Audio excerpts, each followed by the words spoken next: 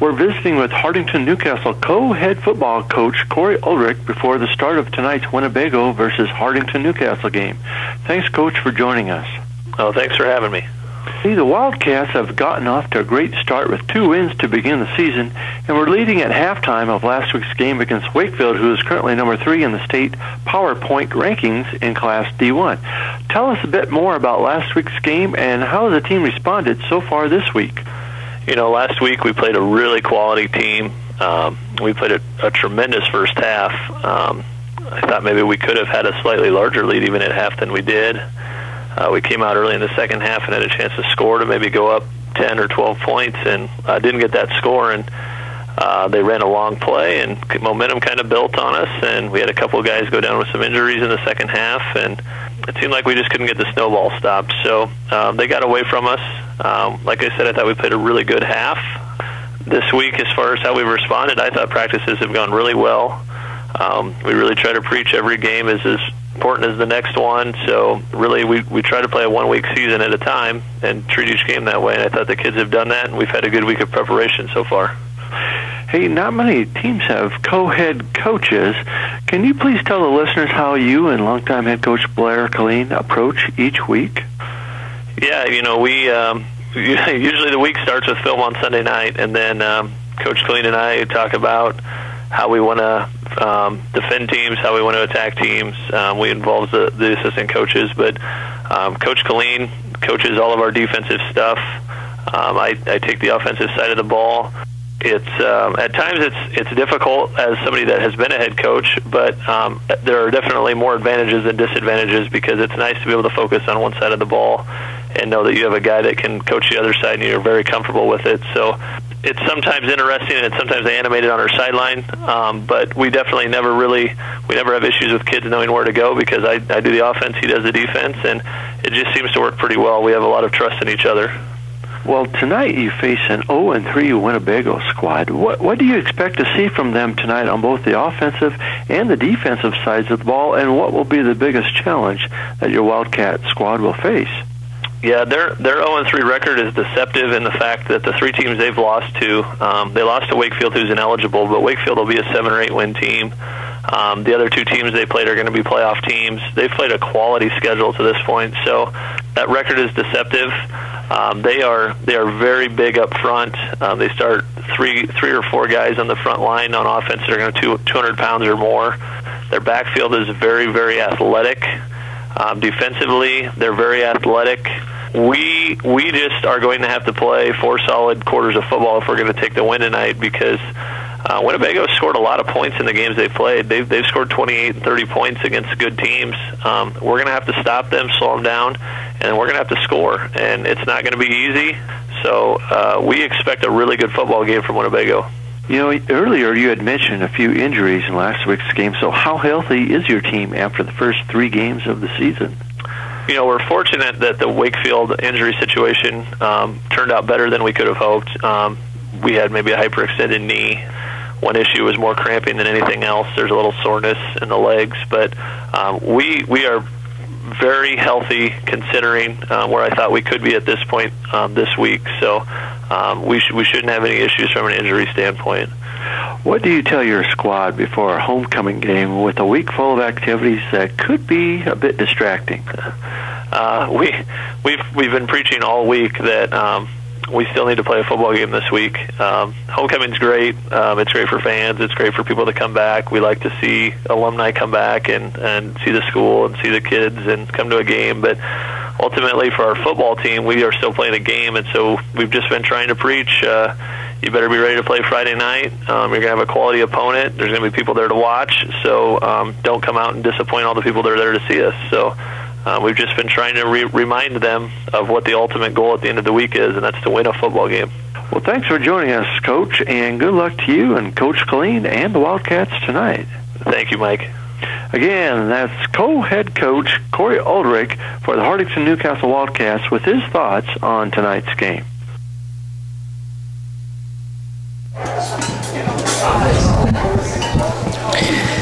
Good evening, Hartelco listeners. This is Ken Kneifel along with Trey Morton, bringing you tonight's Friday night football game with the Hardington-Newcastle Wildcats. Will be taking on the Winnebago Indians in what's really a very warm night for the fourth football game of the year. The Wildcats from Hardington-Newcastle come in at 2-1. They defeated Homer and Emerson Hubbard, and then last week dropped a game against Wakefield that saw the Wildcats leading at half, and then Wakefield took control in the second half. So the Wildcats are looking tonight to reestablish just a complete ball game. And Trey, this is a homecoming game, which brings a unique set of challenges from the standpoint of it's such a out of routine day. Coaches love routine, and this day is anything but routine. As a former player, what did you find playing in a homecoming game? Me personally, I really didn't find anything special besides there's normally more people there and you're just kind of more up for the game. I never really got into most of the distractions of homecoming week, but there are the certain players that starting off at the beginning of the game, they will be just a little bit distracted, the head won't be in it, and you could see some miscues. Yeah, and I think coaches, they worry about everything. They like to control everything, but it's a day where you're eating, who knows what you're eating, who knows what you're drinking, and like I said, you're out of your routine, but it's a game that really is very important for the Wildcats tonight. They come in really very explosive offensively. We were looking at several of the stats before the season. Probably there's several that kind of jump off the board. One of them is Shea Morton, the sophomore quarterback who comes in. Shea has completed 16 passes on the year in 31 attempts, but half of those completions have gone for touchdowns this year. Which is just a fantastic number, and you think any time he does go back to pass that there could be a scoring opportunity for the Cats. But then, as you said, it is still only a 50% completion percentage. And when he does go back, the player that he looks for more often than not is Lincoln McPhillips, a junior who's having a big year so far. Lincoln's been on the recipient end of 10 of those passes, and he's averaging about 19 yards per reception. And that'll be a key for Winnebago. It seems like most of the team the Cats have been playing so far this year, every time Lincoln splits out, nobody's really keying on him, and that's the main thing on defense you need to do against the Wildcats is find out where number 3 is on the field. First, our visitors from Winnebago. They're having player introductions right now. Ladies and gentlemen, the Winnebago Indians. And what's really getting to be accustomed is teams are being announced, quite a few of them as a team. The Newcastle Wildcats will take the field as a team. To the Wildcats, game success is more important than individual glory. It's game day, and here they are, your Hardington Newcastle Wildcats. The Wildcats being introduced as a team, as that's a custom that probably started 6 or 7 years ago. About when Scott Miller first started coaching the Wildcats. And like I said, I've started to see more and more teams do that now. Not sure if it's completely as just a team or not quite starters, but we will have the national anthem here at Russ Hochstein Field.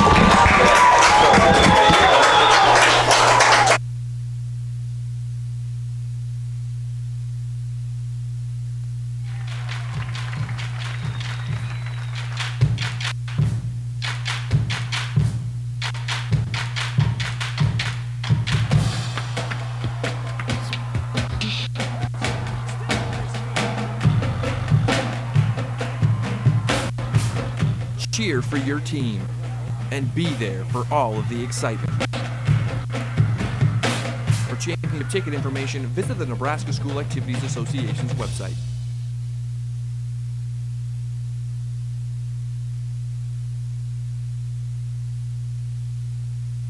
At the Hartington Community Complex, Russ Hochstein Field, for tonight's ball game between the Winnebago Indians and the Hartington Newcastle Wildcats. It looks like the Wildcats will be receiving the opening kick. And again, Trey, you and I were talking before the game. We expect some points to be scored in this game. Winnebago, the last 2 seasons, Hartington Newcastle has actually won the game fairly cleanly, but at halftime, one of the games they were behind, the other one barely ahead, and Winnebago's put up some offensive numbers. We're expecting to see the Wildcats come out in a 3 different quarterback set at different times. You can see either number 17, Turner Korth, number 3, Lincoln McPhillips, or on mostly passing downs, number 2, sophomore Shea Morton. And we're going to expect them to sit in a mostly shotgun formation with a back on each side in the pro formation, as Ethan Cook and Lincoln McPhillips will be back to return for the Wildcats. But no return will happen, as it's going to be about 6 yards deep in the end zone as the Wildcats take over for the first possession of the game. And again, I expect the Wildcats will be in their spread set quite a bit. And you and I were talking again, and we were talking about Coach Bob Diaco from the Huskers talking about these spread offenses being basically shell games where you have to identify where the ball is. And that's can be real difficult to do. It'll be interesting to see how Winnebago handles that. As they will be set up in what looks like a 2-2 defense here, as the Wildcats will have an X, Y, and Z receiver. Speed option to the left side. Korth is going to pick up 4 on the play. It's nice to see a football game without throwing up a fade pass on the left side to start the game. You know, when you run that spread offense, sometimes you don't know what you're going to see defensively. Like you said, they came out in a 2-2. You can see 3-man. We've seen sometimes 4 or 5 men where they try to blitz it. You're never quite sure what you're going to see, and sometimes it takes a few plays to see what the defense is going to be in to see how you're going to attack it. As we said before, we will see multiple quarterbacks. Shea Morton is in there on mostly passing downs. He is in there right now, as he will hand off to Cook. Second running back will get back to the line of scrimmage, maybe a gain of 1 on the play. Will bring up 3rd down for the Wildcats, 5 yards to go. Now, one of the things they like to do when Shea passes the ball, again, they're going to look at Lincoln McPhillips a great deal, but they also have had real good success so far this year with sneaking Turner Korth out of the backfield on that wheel route that'll go down the sidelines. That scored last week. It scored against Emerson. They will be in the pro formation. We'll have 2 receivers split out, 3 men on the line. Kind of a hard count there by Morton, and Korth is going to go around the right side.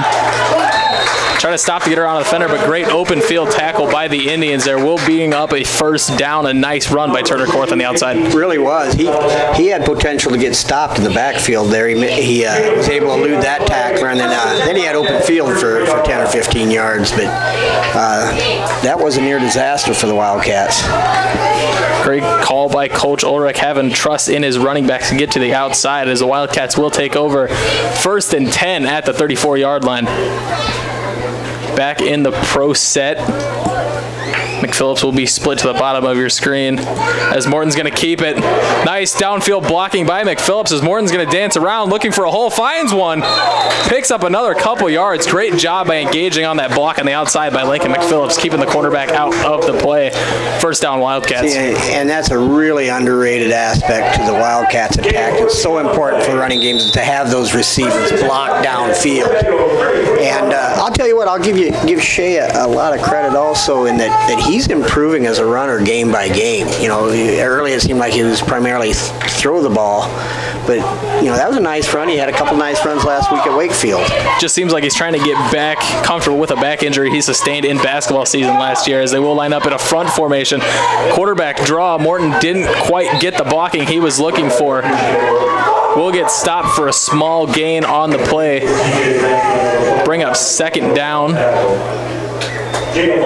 Morton had a hole right away and then got closed up with a great push by the Indian defense. But again, I think the couple first downs they've gotten, the more plays they can run early, the more they can see how Winnebago is going to attack their offense and then adjust from there. Because one of the things I think these coaches do a great job offensively is adjusting to what the defense shows them. Winnebago's defense is split out wide, but they do have a lot of people close to the line of scrimmage as a flag will be thrown.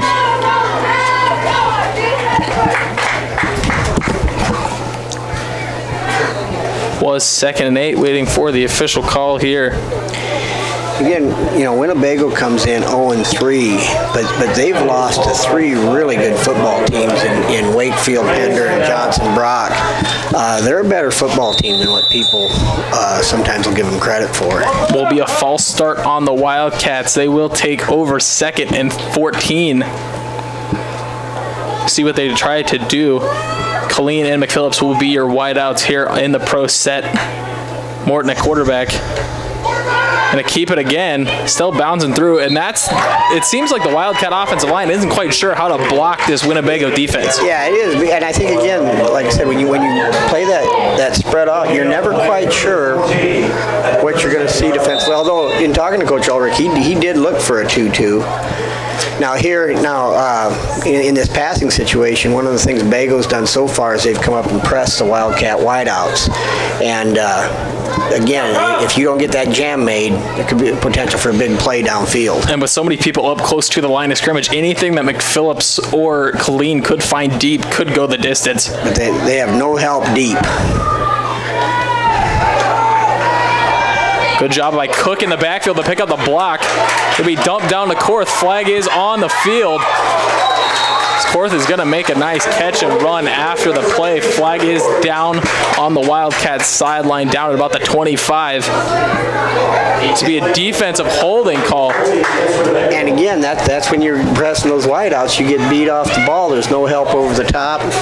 And that probably wasn't a bad holding. Otherwise, Lincoln McPhillips is running wide open down the sideline. It's a good job of containing him. Winnebago's defense does know that McPhillips is a big play back, but they just saw Korth on the screen to the right side. They will come back as Morton will go to the bench. Most likely we'll see Korth at quarterback.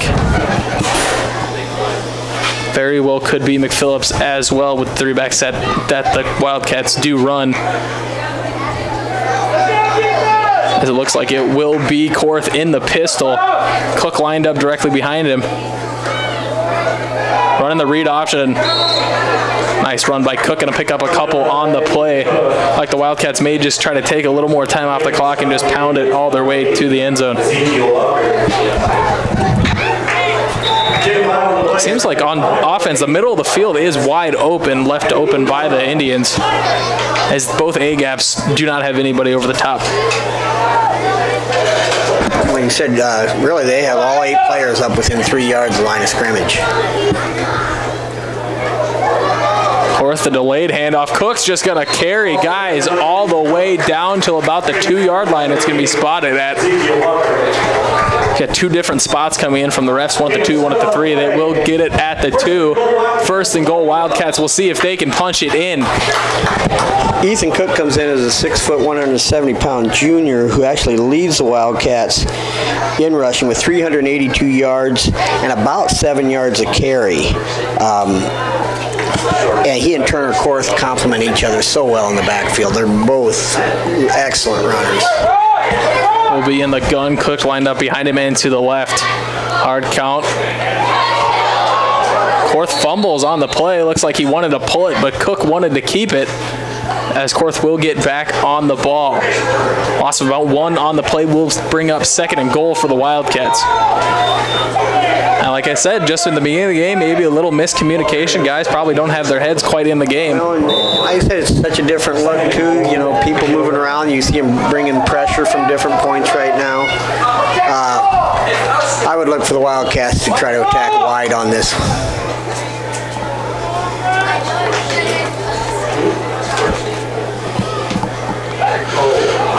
Korth will be back at quarterback with Cook with him in the backfield.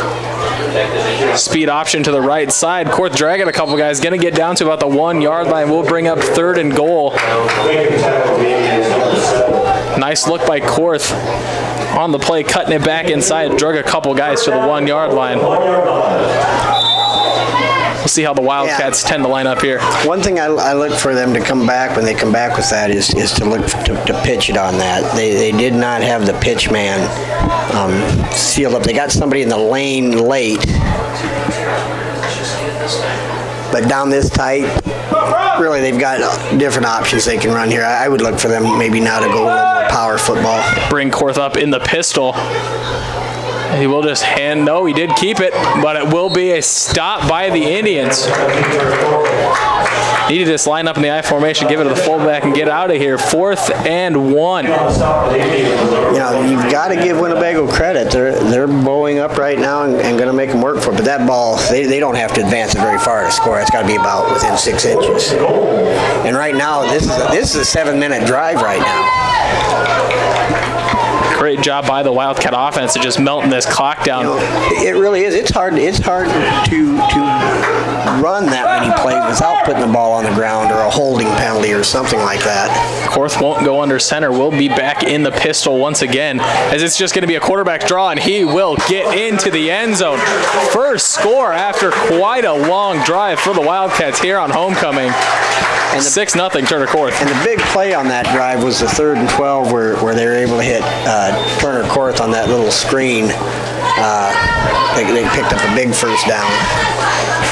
Great job on that play by the Wildcat offensive line to get the push needed to get Korth in the end zone. So we're waiting the signal from Coach Ulrich to see what they're going to do on the extra point try.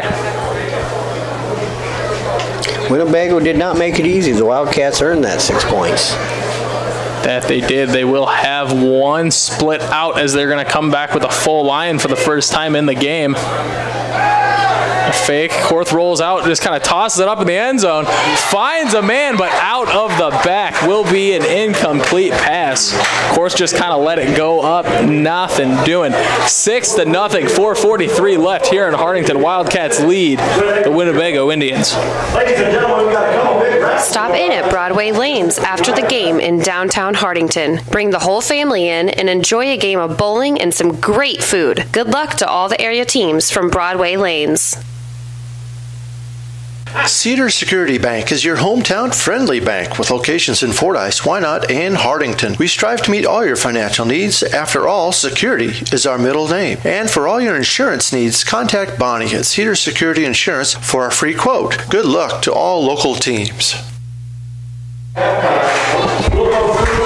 And we are back here in Hartington. Wildcats strike first on a very lengthy opening drive, melting the clock down, and we will see the Winnebago Indian offense to start. Yeah, 7 minutes, 17-second drive to open that drive. And then we were talking on the conversion where they found Matt Tram, what looked to be maybe at the back of the end zone, but this is an 80-yard field, so the 10-yard line to the goal line is the end zone on this field. They do not have the back two pylons set up for the right end zone, but back to kick for the Wildcats will be number 10, Ryan Cook, and so far this year been a very good kickoff man for the Wildcats.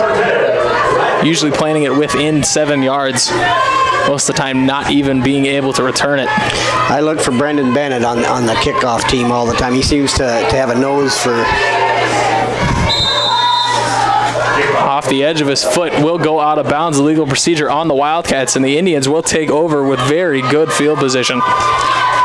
And we look for the Winnebago. They'll run some speed option. They'll run the basic isolation, trap, crossing routes.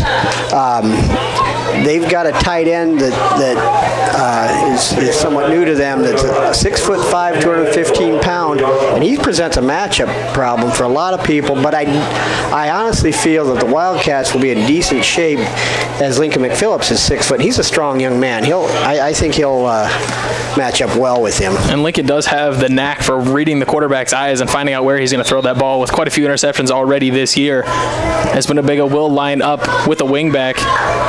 Just a simple dive to the right, a couple yards, but will get stacked up by the Wildcats. It'll be Caleb Colleen and Turner Korth there on the tackle for the Cats. It'll be 2nd and 7 for the Winnebago Indians.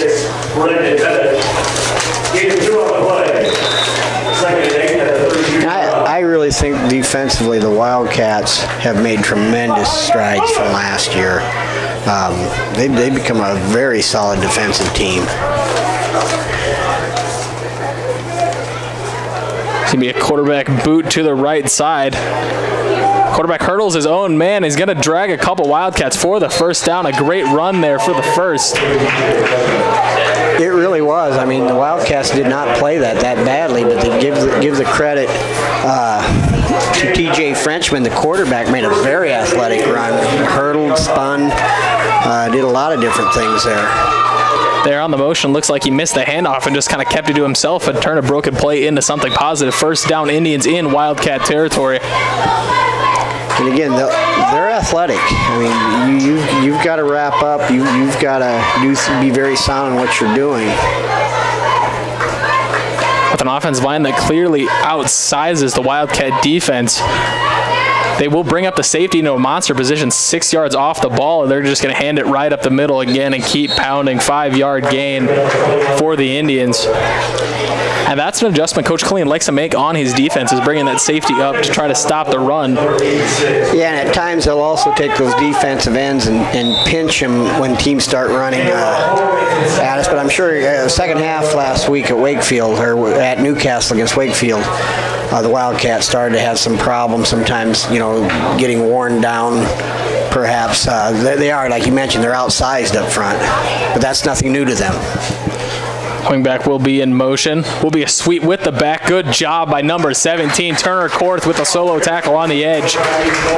Nice job of pinching down and making the stop. Will bring up 3rd down on the tackle for loss. Yeah, that almost looked like Turner was in the huddle. He had that thing diagnosed from the get-go. So far, you've seen out of that set where they bring that wing back in motion, you've seen the give to the wing back, you've seen the dive a couple times, you've seen the quarterback keeper. You got to know they've got play action to number 10, Lance Denny, in the playbook also. That very well could be what we're seeing here, keeping the defense honest. Quarterback will rush. Great rush by the Wildcats. An errant throw, trying to just get it out of there. Great job by Ryan Cook to get back there. Makes a hit on the quarterback. Will bring up 4th down and 8 for the Winnebago Indian offense. And Ryan blitz from his inside linebacker position. And that young man has just a knack for that. He seems to be able to time it, hit the seam. We've seen a number of times, both last year and this year, where he's able to almost come in untouched, it seems like. He does a great job of disguising it. Doesn't actually show it most of the time that he does blitz, and just gets through there and the guard doesn't even notice. Getting back there, smelling the quarterback. 4th and 8 for the Indians. And they were looking for Denny on that, but they had Caleb Colleen underneath and Lincoln McPhillips over the top on him. They'll line up in that right wingback formation. Wildcats not showing blitz. Will be a pooch kick from there. Will roll. It'll be down at the 1-yard line. Fantastic kick by the Indians. Will bring up a full 79-yard field for the Wildcats to drive. Does melt a couple minutes off the clock, though. 2:10 left in the first quarter. Wildcats lead the Indians 6-0. Christensen Well and Irrigation is your professional in the water well industry with over 40 years of experience and knowledge. Christensen Well is also a TL Irrigation Systems dealer and can service and repair all brands of pivots. Call Christensen Well and Irrigation today at 402-254-6809. Wildcats will line up in their base. Will be a quarterback keep.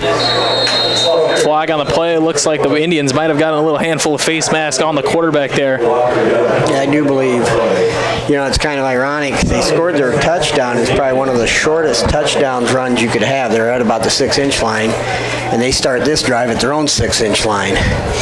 That they do, but waiting the call.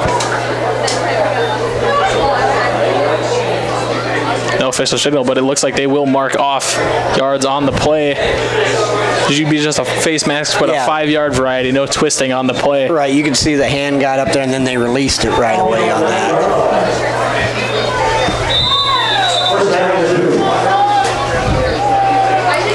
Slight misalignment for Wildcats. You do see that the tight end on the right side is eligible as Caleb Clean is off the line. But it will be a run right at the middle again for the Wildcats. First down. Nice run by Cook on the play. One of the things you also see Winnebago doing is number 3, who's actually their quarterback also, but TJ Frenchman looks like he's been assigned to Lincoln McPhillips wherever he goes.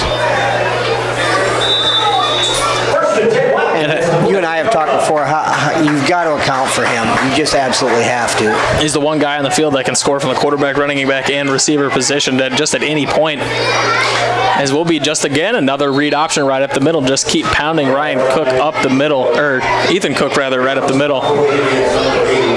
Clock ticks down inside of 1 minute 30 seconds left in the first quarter. Wildcats still up 6-0. Have the ball at about the 16-yard line as Caleb Clean comes back in the game for the Cats. Most time when you see Clean in the game, he will be split out, not at the tight end, as Brendan Bennett will be the eligible receiver on the right side of tight end. Got upfield, a nice run by Turner Court, splits a couple defenders, first down Wildcats. Nice job by Bennett on that play, sealing the edge and springing Court right up the middle. You know, you're talking about Caleb Clean also, who plays receiver. You know, I believe he's only got maybe 1, maybe 2 targets all year, but he does a tremendous job blocking downfield and on the perimeter. Blocking down the field and taking his cornerback quite a few yards down with a fake. As this time, Schramm will be the man split out. And again, the left side tight end will be eligible on the play as another read option. Cook couldn't quite get his feet moving there as Korth was deciding whether or not he's going to hand off or keep it. May have been better off keeping it himself and using Cook as a lead blocker, but we'll bring up 2nd down and 9 for the Cats inside of 30 seconds. This number 90 on the defense for Winnebago, Prosper Gilpin, 6'2", 235 pounders, been disruptive early. And he has been. As another read, Korth will have some green in front of him. Knocks down a defender, and a nice run by Turner. Korth lowered the shoulder and took him for a ride. 7.8 left on the clock. We'll see if the Wildcats try to get up to the line to call a play, or we will switch fields, and the Wildcats will get the win in the second quarter. That was impressive. Fantastic run by Korth, putting the shoulder down, and the cornerback wasn't blocked, and he took care of it himself. And that will be the end of the first, as the Wildcats will not run another play. Field will switch here in Hartington. 6-0. Wildcats lead the Indians.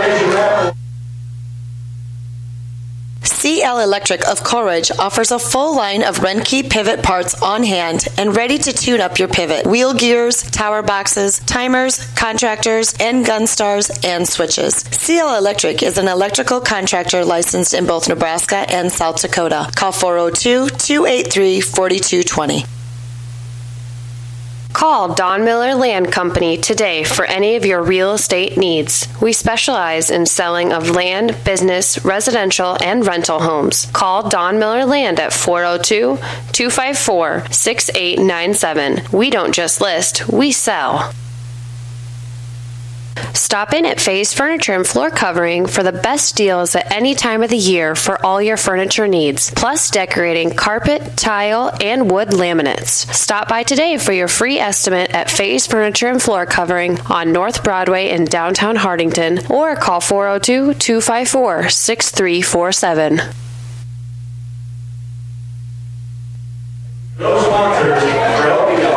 And we're back with the start of the second quarter. Wildcats lead 6-0 after the last play was Turner Korth, quarterback keep. Ran over a defender, and now we're going to get the ball as Korth will stay back. At quarterback, Cook, a nice move up the middle, going to take it, try to bounce it outside. Not quite there, but will bring up 2nd and 4 for the Wildcats. You know, even though they've had some two-man front, Winnebago's got a lot of people up at the line when the ball snapped. And that time again, they've been actually blitzing a fair amount. when you miss it, that's what happens. Ethan Cook almost took that to the house. Winnebago has done a nice job of open field tackling. Not all the time will the Wildcats get through that first tackler, as they will bring up and blitz the safety here. And a good call. Korth will throw it deep. McPhillips. Touchdown. Absolutely mossed on that play. Lincoln McPhillips reaches over to the defender to pick it back. See, that's just it. You know, even on those 50-50 balls, he's going to come up with more than his 50% share. That was a decent coverage by Frenchman. Like you said, he just went up and got it. Just pulled it back, and nice effort on the end of the play to get into the end zone. A great individual effort there by Lincoln McPhillips. And again, a lot of that was strength, those strong hands. He catches it with the hands, even though he's being contested, then he's able to turn and reach the ball over. Korth will line up for the 2-point conversion. Speed option. This time whiz a pitch. Nice shot by Cook to get in the inside. Reaches out at the end. 2-point conversion is good. Great effort there by Ethan Cook to spread it over the goal line. 11-19 left. Wildcats back up by 2 full scores. 14-0. Contact Dave at Fellmeyer Electric. Just call 402-254-2434 for all of your plumbing and electrical needs from Fellmeyer Electric. Volker's Brothers Garage is a full-service preventative maintenance and auto repair center located in Hardington. Our experts have the knowledge to service and repair even the most challenging auto problems on all makes and models of domestic and import vehicles. Stop in or give us a call at 402-254-6406 to let us know how we can help you. Grosenberg Implement is servicing your growing needs with locations in Hardington, Bloomfield, and Wayne, Nebraska, and in Winter, Phillip, and Pierre, South Dakota. Give the guys at Hardington Feed and Chick a call for a competitive grain bid, or to contract your corn for later delivery, or for all your livestock feeding needs. Hardington Feed and Chick has been the leader in animal nutrition since 1955. Just call 402-254-7449. Back deep to kick for the Wildcats, number 10, Ryan Cook. Not a very good kickoff as last time, as it did dribble out of bounds, gave the Indians a good field to work with. They look for Cook to boot it deep here. 14-0, and some great individual efforts in the last 3 plays for the Wildcats. Korth on the run, McPhillips on the catch, and then Cook for the 2-point conversion. You know, that's Hardington Newcastle's up 14, but again, Winnebago hasn't made anything easy for them. They've earned all 14 so far. Ball will be fielded at the 10. Nice job of just bowling over Wildcat defenders. We'll bring up 1st and 10 at the 26-yard line for the Indians. And yeah, it's 14-0, but the Indians have only had the ball 1 time. Will be their second possession right here, as the Wildcats have melted the clock on both possessions so far. And again, did you see who was on the tackle from the kickoff team? I didn't see it, but I can tell you I have a guess about it. Yeah, it's not Brendan Bennett makes more tackles on that kickoff team. He just has a knack. As the Indians will line up in a different formation, this time in a pro set, and be handed off. A nice job by Cook getting in there to the tackle for loss. Another one of those inside blitzes that it doesn't look like he gets touched at all. And when he diagnoses it, he's there in a heartbeat. Ryan Cook's, he almost seems like he's undersized at inside backer, but he doesn't play undersized. He makes an impact. And when Coach Colleen sees that, he's just going to send it the whole time, maybe putting the defensive end's head up on the ends and sending that inside backer through. As Caleb Colleen, ball is snapped over the head. Dive on it. Ball will be down at the 10. A long field for the Indians to get this first down. Like I was saying, this is the kind of the moment that Coach Colleen will put those DNs head up and just let them run wild. And there, Wyatt Jacobs, a sophomore, is in at defensive end, and he kind of made a smart play there, and the quarterback from Winnebago ran the ball down and fell on it, and Wyatt just went back and touched him. He didn't do something where you come in late on a dive or spear the guy on the ground and end up with a unsportsmanlike. As it will be 3rd and 25. Throw it absolutely deep. Lincoln McPhillips is just going to let it go over his head. And again, they're trying to get the ball to Danny, but if anybody was going to catch that, it was going to be Lincoln.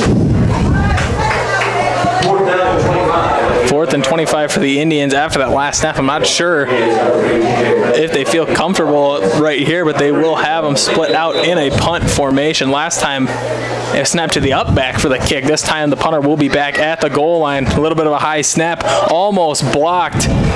The tip will be called, and it will be down inside.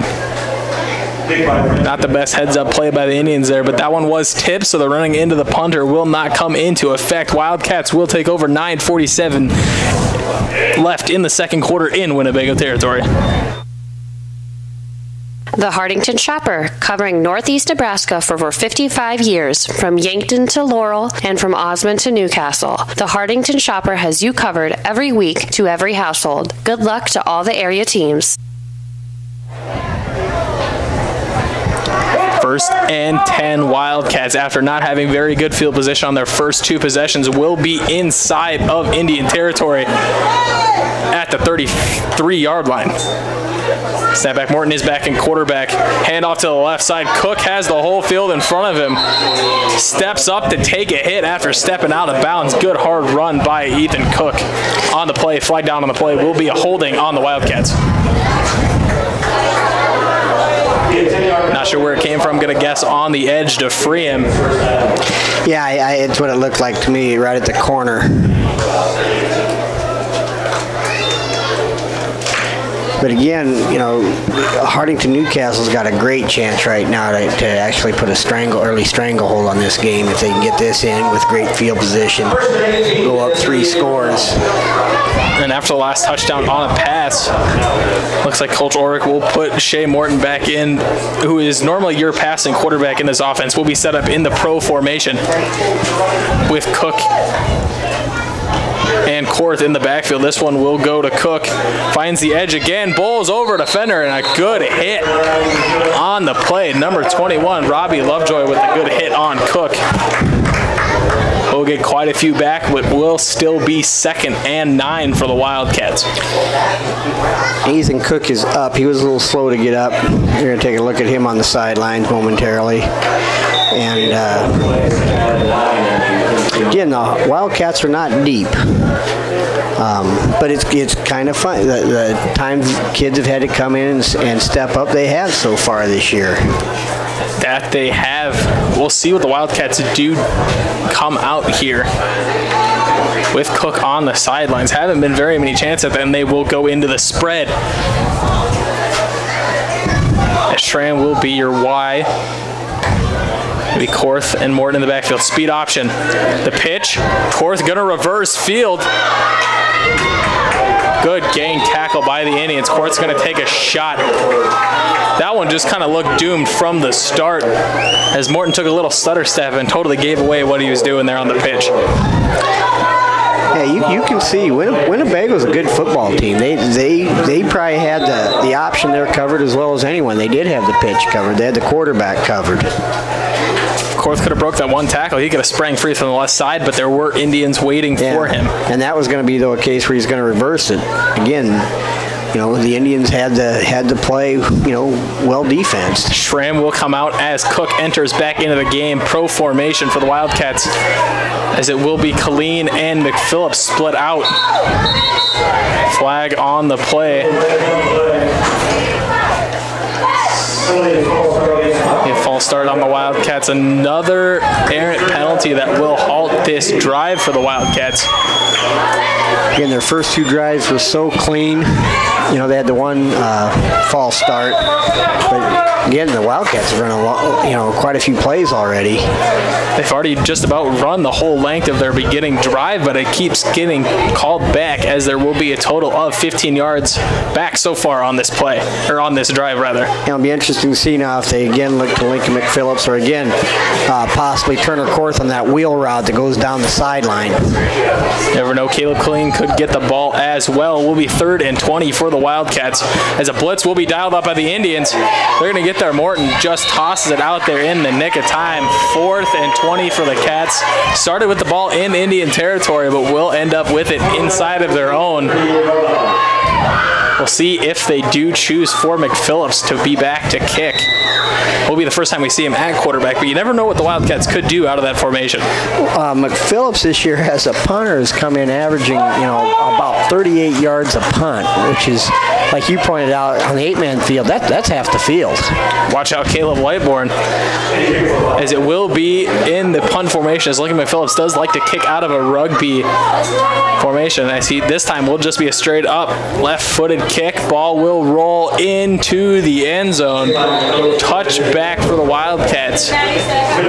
Winnebago will take over here. 7:54 left in the second quarter. 14-0. It's all Wildcats. For over 30 years, Hardington Tree is your one-source tree service and tree healthcare provider, servicing Northeast Nebraska and beyond. We are committed to tree preservation, offering expert tree pruning services, comprehensive plant healthcare programs, and our specialists at hazardous tree removal, utilizing the latest and best equipment. Contact us today for an estimate. Winnebago will take over on the 15-yard line, as it will line up in that pro formation. We'll hand it off to the right side back, cuts back left, and then back to the right. As a nice gain by the Indians, rather. 2nd and 5 on the play. Trey, one thing I'd like to mention is at halftime tonight we'll have an interview with Mandy Hochstein, who's the head cross-country coach for Hardington Newcastle, who's in a co-op in the cross-country program with Cedar Catholic, and folks need to pay attention to that program. That is a very, very good program. Boys and girls are very good this year. Another bobbled snap. We'll just toss it up and will be completed. Gonna shake the tackle. McPhillips with the dive to save it. Looked like Caleb Colleen wasn't quite ready for that pass to happen. Just absolutely threw it out, but a perfect dime. Yeah, it was one of those things where the snap kind of goes over his head, and I think people kind of break their responsibilities a little bit. But Caleb was behind him. You had Lincoln in front of him. He makes a nice catch and almost took it to the house. Almost seemed like he was using a tendency just to throw the ball up there because he's mad about the snap. Ends up being a perfect pass. 1st and 10 at 35 for the Indians.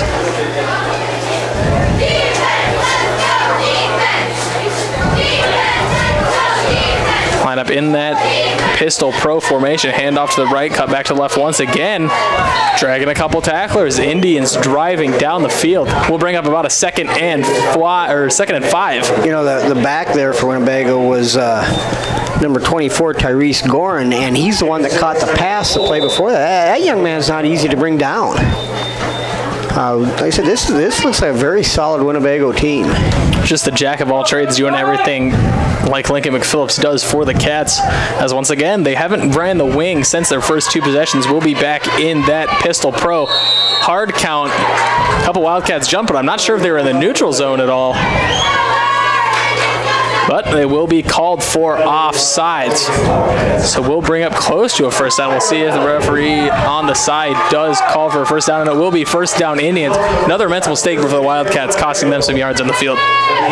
Yeah, they for the first quarter and a half, they played a relatively clean game, really, really well, and now, like you said, they've made a couple mistakes here. Seemed like the ones that jumped where the inside backers didn't look like they crossed the plane. Another errant snap. Ends up being a direct snap to the left back. Still picks up some yards. Absolutely no pressure from the defensive line of the Wildcats right now. No, the snap was to go back to the quarterback, and it kind of was low and off to the side, and the running back just picked it up and actually looked like he was able to hit the hole where it was originally intended. Seems like both Alex Kneifel and Ryan Cook are getting pushed off.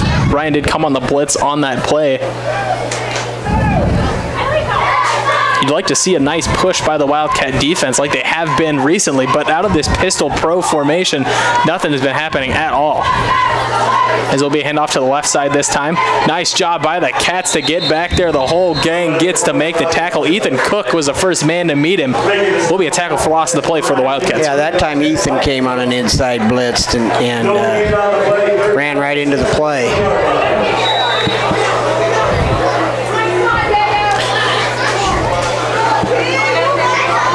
We'll see what Coach Colleen dials up for the Wildcats here. 3rd and 5 from the 20. It's the first time the Indians have been down there in the red zone.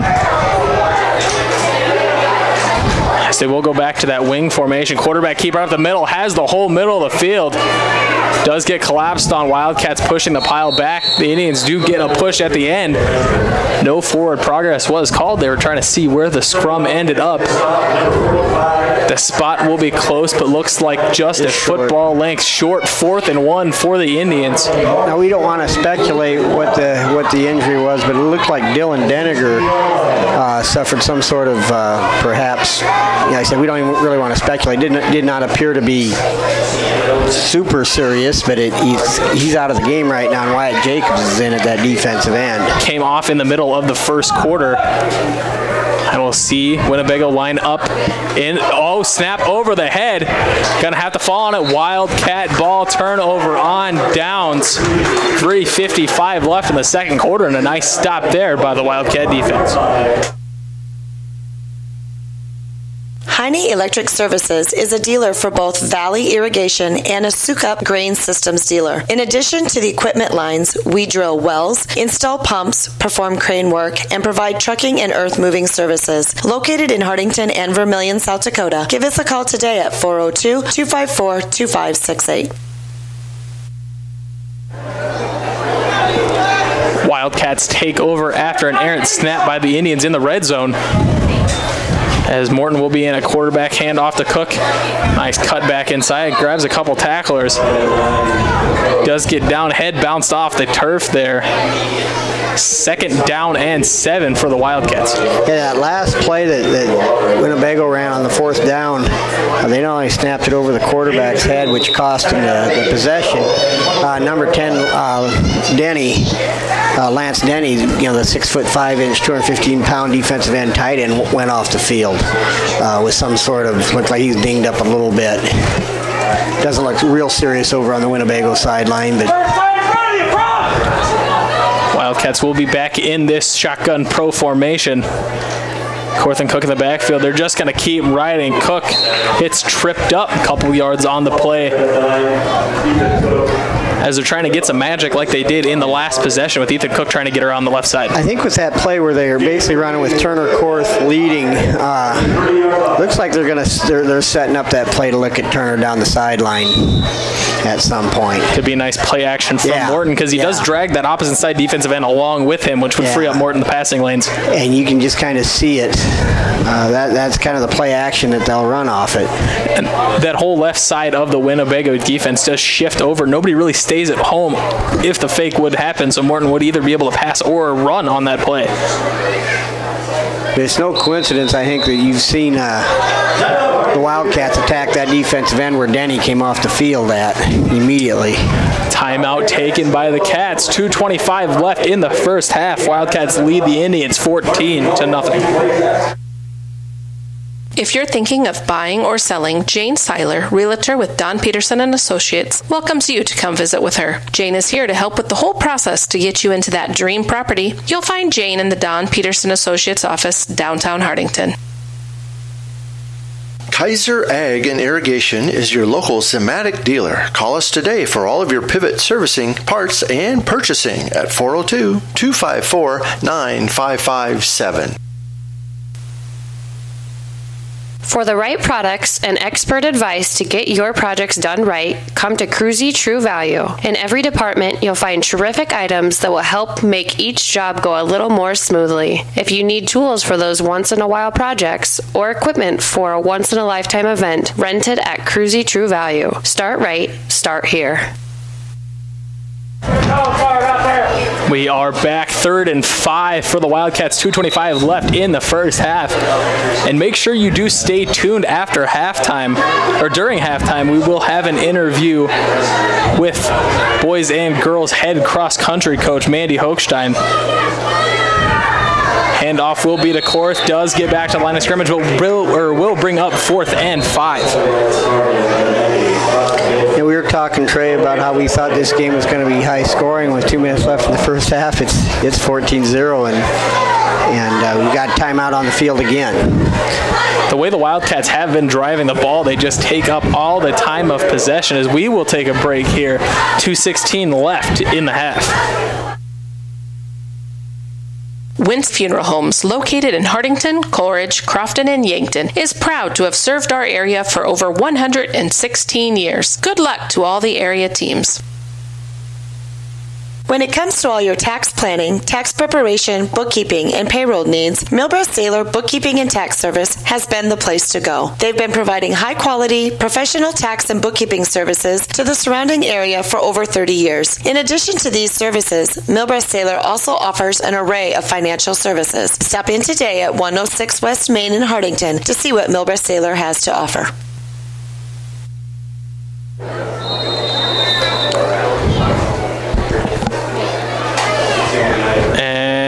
We will take another break as the Wildcats will burn their last timeout, as it seems like Coach Ulrich is trying to draw up something that will work here on 4th and 5.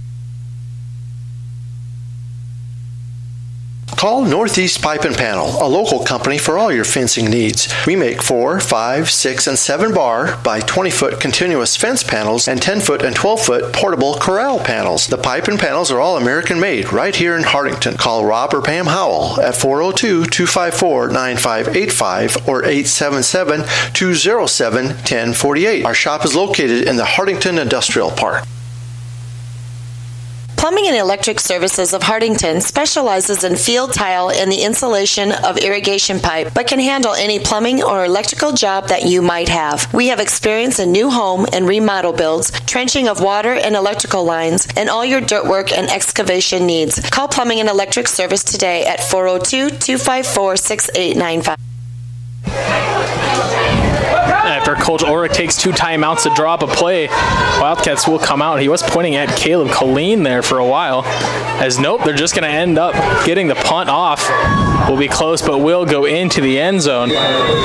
Not quite sure what Coach was looking at, taking 2 timeouts, then ending up just punting. But Winnebago will take over here at the 15-yard line with plenty of time to score. 2:09 left in the first half. Yeah, they went kind of the quick kick. They kind of showed an offensive formation and then punted it, trying to keep them from maybe putting the returner back to return it, but getting the ball hit and just shot like a rocket back into the end zone. Not sure what Coach was looking at, maybe seeing what defense they did come out in, but not going to take any chances. 2:09 left in the first half. Winnebago's going to line back up in their wing formation. This time no motion, as we'll be looking deep. Nice job on the pass breakup. Turner Korth coming in from his linebacker position to help out Caleb Colleen on the play. Again, though, it does appear that one of the timeouts this half went to Winnebago. So with that stoppage of the clock on the incomplete pass, it's possible Hartington Newcastle could get the ball back with just over a minute left. 2:05 left, but then on the other hand, also Winnebago will have enough time to drive this down the field if their offense is working. We'll have 2 split out for the first time, as it will be a quarterback keep. Nice job by the Wildcats. Late flag comes in on the play. He's struggling a little bit. They might have got him with hands to the face there. Yeah, that's what I think too. Is it looked like the initial contact was up high. Waiting for the official call. Clock will stop at 1:59. Not quite sure what calls are here tonight, as the head official hasn't been signaling towards the press box of anything for a call. Again, that's going to give the face masks, the 15-yard variety, and that's going to give Winnebago a first down. Big momentum swing, as Winnebago now has plenty of field to use. As we'll see if the Wildcat defense can wall up here like they did on the last possession. And you're right, this is kind of crucial because Winnebago will get the second half kick. Pass, they will look for that big tight end. No pass interference called there, as the tight end tripped on the back of what it looked like Lincoln McPhillips' leg. Ball was still quite a bit out far in front of him. Had a man, didn't connect. Yeah, they just got their feet tangled there. And the Winnebago routes are with their wideouts, a lot of times they're either going to go the flag, which is down and then to the corner, or the post, which is down and towards the middle more. That time both receivers ran the flag routes to the outside. Great no call there by the referee's crew, because it could have gone either way with both of them getting their legs tangled up, as Winnebago will line up with the receiver on each side. False start on the Indians as a hard count there. And take a look at that formation. That right side guy that jumped off sides is off the line. So your big tight end will still be an eligible receiver if they do decide to pass. Yeah, it almost looked a little bit like Canadian football there, where he's running towards the line of scrimmage. That it does. Yeah, Trey, this has been a good football game. Oh, it has. Just a lot of very good defensive stops, but there has been a little too many penalties for my liking so far from the Wildcats. As they will line up in that same formation. Right side receiver will be off the line. Option pitch will be on the ground. Wildcat football, as looks like Brendan Bennett will be the man to get on the football. Wildcats take over in the red zone. Still plenty of time left on the clock to get this one in. But the guy that forced that came on a blitz was Ethan Cook. Made the quarterback pitch before he was ready. The pitch man wasn't quite ready, and then again Bennett makes a nice fumble recovery. But again, credit that to Ethan Cook. Seems like every time they send him on that inside linebacker blitz, nobody's expecting it. Gets right through without any trouble. Wildcats have the ball 1st and 10 at the 19-yard line. Again, what a momentum swing this would be. Wildcats have one timeout left, so they do have time, minute 34 left. They are running the one-back spread, but Korth at quarterback as the read option again. Just going to ride Cook up the middle, gain of 4 on the play.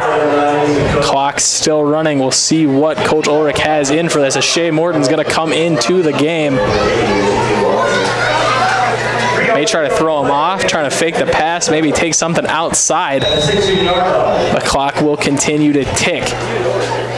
16 yards to go for the score, as McPhillips is going to be wide open. No press coverage on him on the side there. Up top, you've got Frenchman versus McPhillips. Strip sack, got the fumble. Call it incomplete. I don't know about that call. I think that should have been a fumble. I think the Wildcats may have gotten a break there.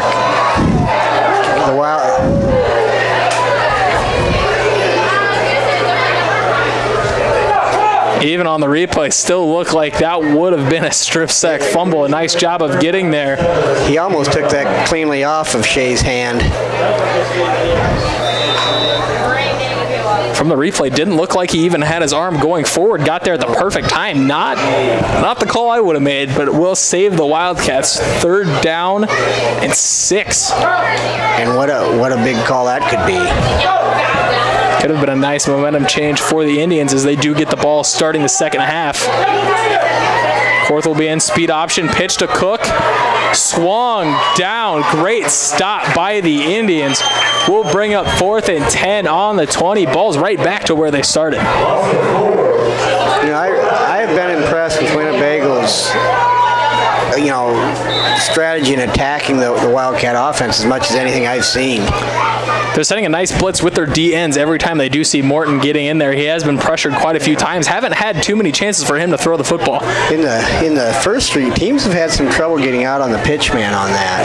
And they're able to get the quarterback and get the pitch man wrapped up. Again, you got one-on-one at the top with Lincoln McPhillips and Frenchman. And it will be a deep guy. Looks like they're going to go into a deep cover 2. Flag is out on the play. May have been lined up off sides for the Indians. That was the call here by the side judge. 5 yards to go, but this may as well be the last or second to last play of the game, as they will be 4th down and 5, 12 seconds left.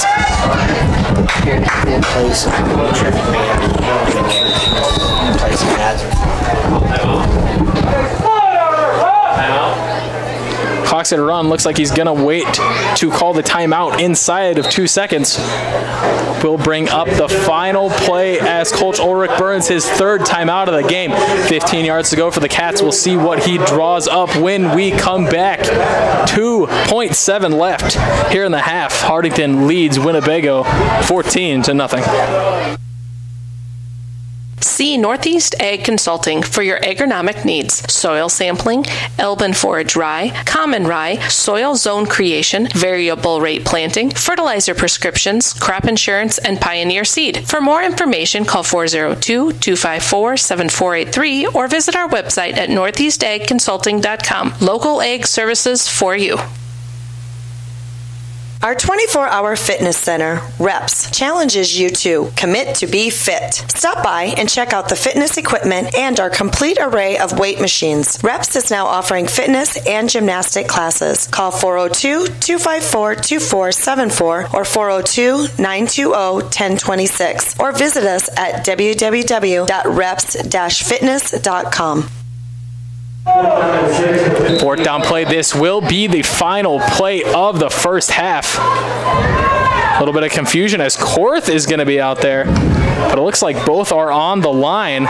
Korth will block as Morton finds a man deep, overthrows it. Maybe a little bit of miscommunication by the Wildcats will lead us into halftime.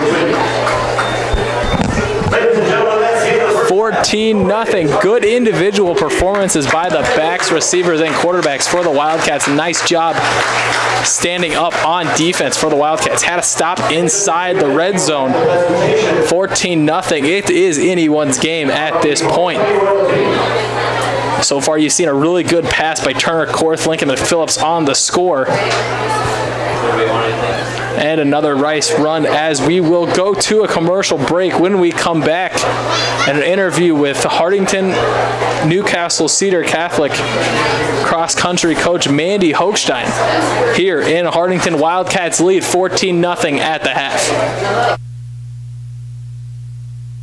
Top Crop is your local NK soybean and Golden Harvest corn dealer, also carrying a full selection of cover crops and offering custom seeding of small grains and grasses. Give Glenn Taney a call at 402-841-5599 or just email Glenn at topcropinc.com. SpecSoft's operations management software helps you to streamline your business and improve your bottom line while solving inefficiencies and gaps as your business evolves. With direct support only a phone call away, we offer you a consultative approach focused on the way you do business. The cold and flu season is upon us. Stephen Drug has all of your over-the-counter cold and flu remedies in stock, and they also fill your prescriptions in a convenient, friendly fashion. Stop by Stephen Drug, your full-service pharmacy at 214 North Broadway in Hardington. Town & Country Insurance is proud to announce the opening of our new location in Hardington. Our location is 104 West Center Street, and our phone number is 402-254-9770. Stop in and see Frank, Carrie, Denise, or Ryan for any of your insurance needs you may have.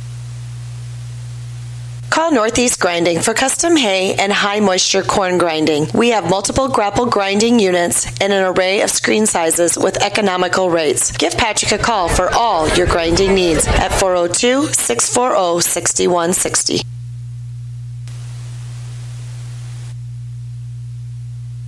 At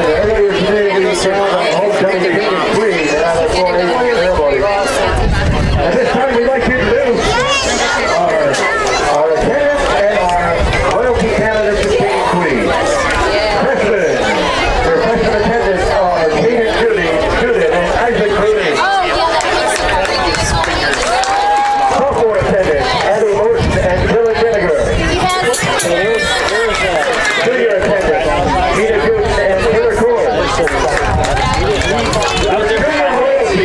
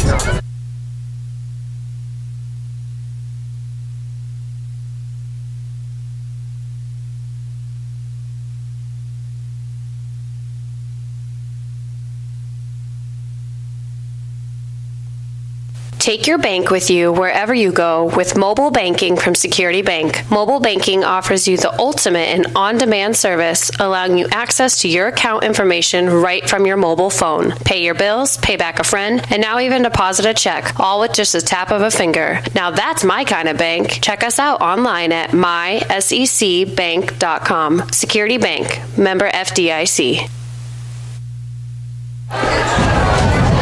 Okay, we're here at halftime of the Hardington-Newcastle homecoming game where they lead the Winnebago Indians 14-0. And we've got a special guest at halftime tonight, and it's Mandy Hochstein, who is the head cross-country coach in a program for Hardington-Newcastle. It's a co-op program with Cedar Catholic. And if you have not gotten a chance to really see this program, see what you can do to catch a meet, because this program is very successful, both boys and girls right now. Got two really nice teams. And Coach Hochstein, if you would tell us a little bit about your team. Your assistant coach is Laura Naker. Yep. And give a little breakdown, if you would, to the season thus far in terms of who you have running and kind of the season thus far. Laura Naker and I have been doing this together for about 8 years now, and we co-op with Cedar, so it's always kind of an interesting mix. We have had years where we had more Hardington Public runners and years where we have more Cedar runners, and to be honest with you, the fun part about this program is that when we get out as a team, we really don't think about that at all. Well, it's funny because I'll walk through the commons sometimes when your team's stretching, and yeah, it's really neat that you can't really tell who's from which school and who's in what grade. It just seems to be a team that really enjoys each other. I think it's the knowledge that both members of each school know that we need each other. If we tried to do it separate, we wouldn't have full teams. And our numbers have been phenomenal the last few years. They've just steadily grown, and the junior high interest has been big. And the kids know that they need each other in order to compete and be able to compete as a team. Can you talk a little bit about this year's team in terms of, you've got a really strong senior core, do you not? We do. We do. On the boys' side, we have Brian Santiago and Seth Weebelhaus, and they have been just dedicated from day one, and they've run all 4 years. You know, there's been years where we pick athletes up that are sophomores and juniors that hadn't been doing anything else and decided to join. These boys have experience, and my girls' side is the same way. Allie Rosner and Carly McCain, they are 4-year runners, and the experience that brings to a team and the knowledge and the confidence that they bring because of the experience has been great. And if one of the things when we had the Hardington meet here that kind of stood out to me was not only did both the boys and the girls won the meet, correct? Yes. And but it was afterward with the junior high meet, watching the older kids encourage the younger kids. And it just looks like a program that has a lot of fun. It is. It's fun. I think that's the key to our success right now, is that we really do try to have fun. And I have people ask me, how do you get these kids to run 3 miles? And I said, you know, I think there are days where they wonder how they can run 3 miles themselves, all said and done. But it isn't about the mileage, it's about the fun while we try to get there, and kind of trying to trick them into getting into shape so they are capable of running those 3 miles. And again, having your upperclassmen be able to say, hey, this isn't so bad, really helps with our younger group. The leadership that we have right now. And I want to take a special note to Danny Fisher.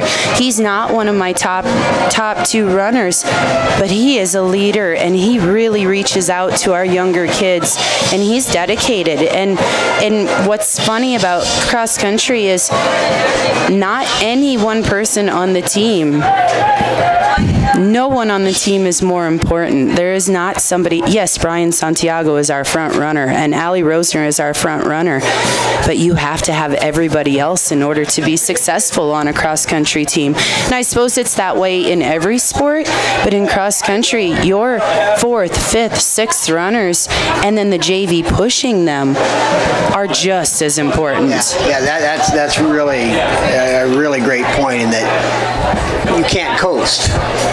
Right. If you could talk a little bit about what's upcoming now, what type of things, what does your schedule look like in the immediate future, and then maybe as we get down the line, where your district is at, and you know. We never quite know where our districts are until a little bit into the season. Okay. We do know now, but our upcoming meets, Monday we run in Bonham, and I always giggle, Bonham I think is how South Dakotans say this. We say Bon Home, but it's actually a Tabor-Tyndall area there, and that's on Monday, and we bring varsity only to that one. It's a different meet because it's in South Dakota, so they don't necessarily team score, and so it's kind of fun for the varsity level to get to do that. And then we go to Crofton on Thursday. Now that's been on a Friday in the past, but we've had so many conflicts with homecomings, they moved it to a Thursday.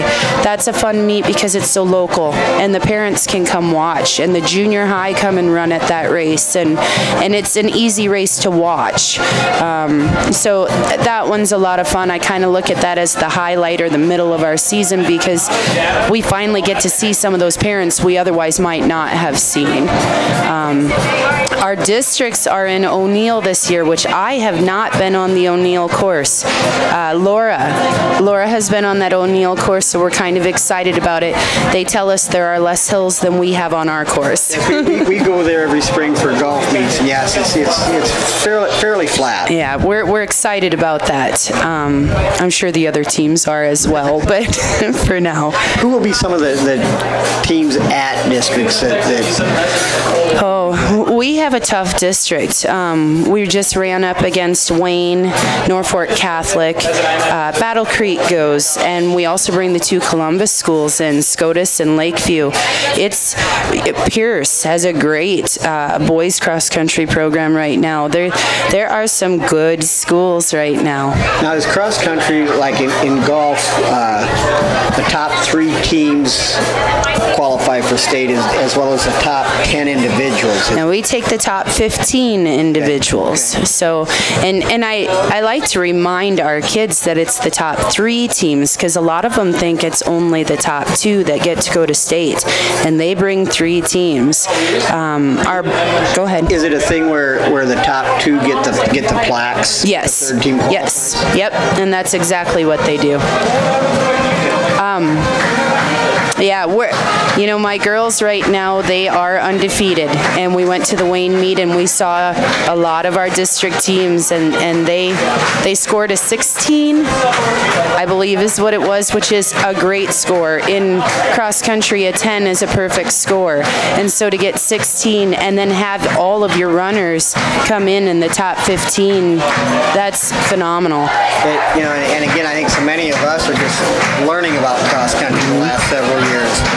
And again, I encourage anybody who's not familiar with it to try to catch a meet, keep up with things in the Cedar County News, because it is an exciting program. And any final thoughts before we?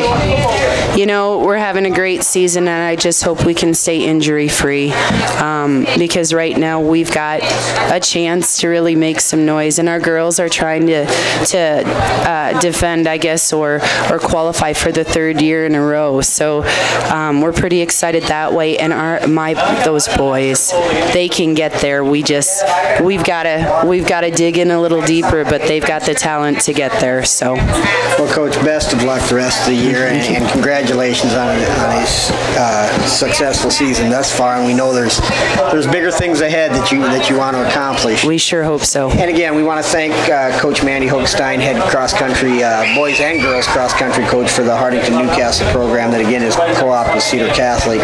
And again, if you get a chance, do what you can to see them run, to stay up with them on the Cedar County News, because it's a program it's fun. It has a lot of fun within the program, and for somebody like myself who maybe has not run 3 miles ever in their life, it's something to be admired. So, Coach, best of luck, and thank you for visiting with us. Thank you. That's Mandy Hochstein again, head cross-country coach for the Hardington-Newcastle boys and girls.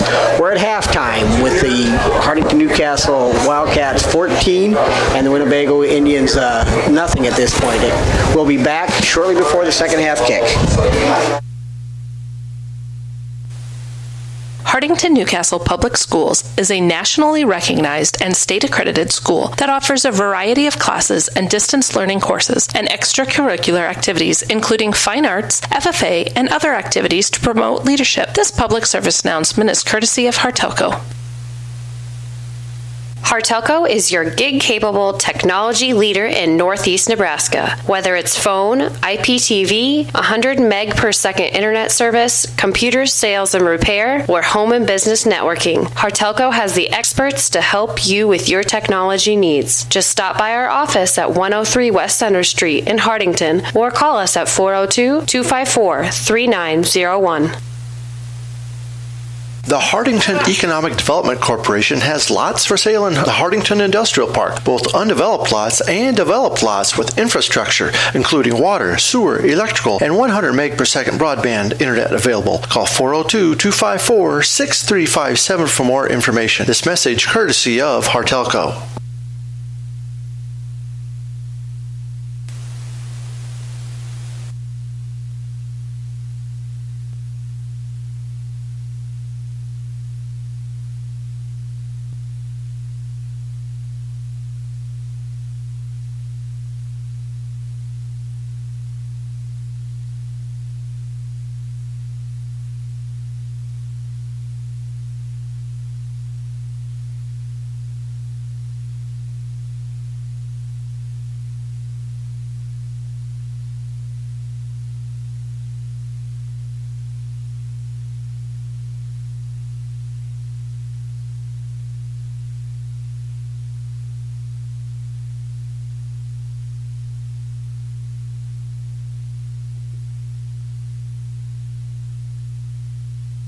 Anderson & Anderson Insurance is eager to serve Hardington and the Northeast Nebraska area. With offices in Hardington, Laurel, and Allen, they are an independent, trusted choice insurance agency. If you're in the market for auto, home, business, farm, or crop insurance, give us a call at 1-888-POLICY-9. Anderson & Anderson Insurance, where your protection is their policy.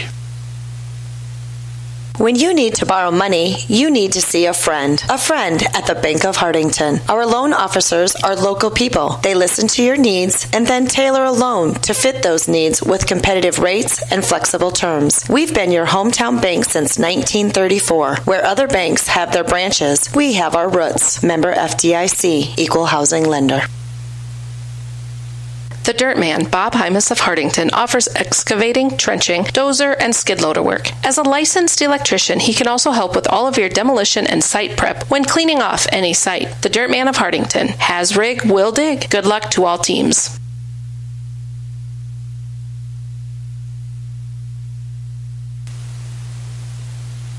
Stop in at Broadway Lanes after the game in downtown Hardington. Bring the whole family in and enjoy a game of bowling and some great food. Good luck to all the area teams from Broadway Lanes.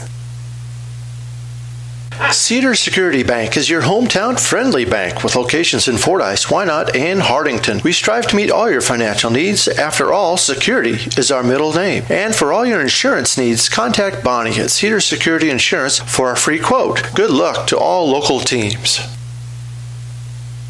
Christensen Well and Irrigation is your professional in the water well industry with over 40 years of experience and knowledge. Christensen Well is also a TL irrigation systems dealer and can service and repair all brands of pivots. Call Christensen Well and Irrigation today at 402-254-6809.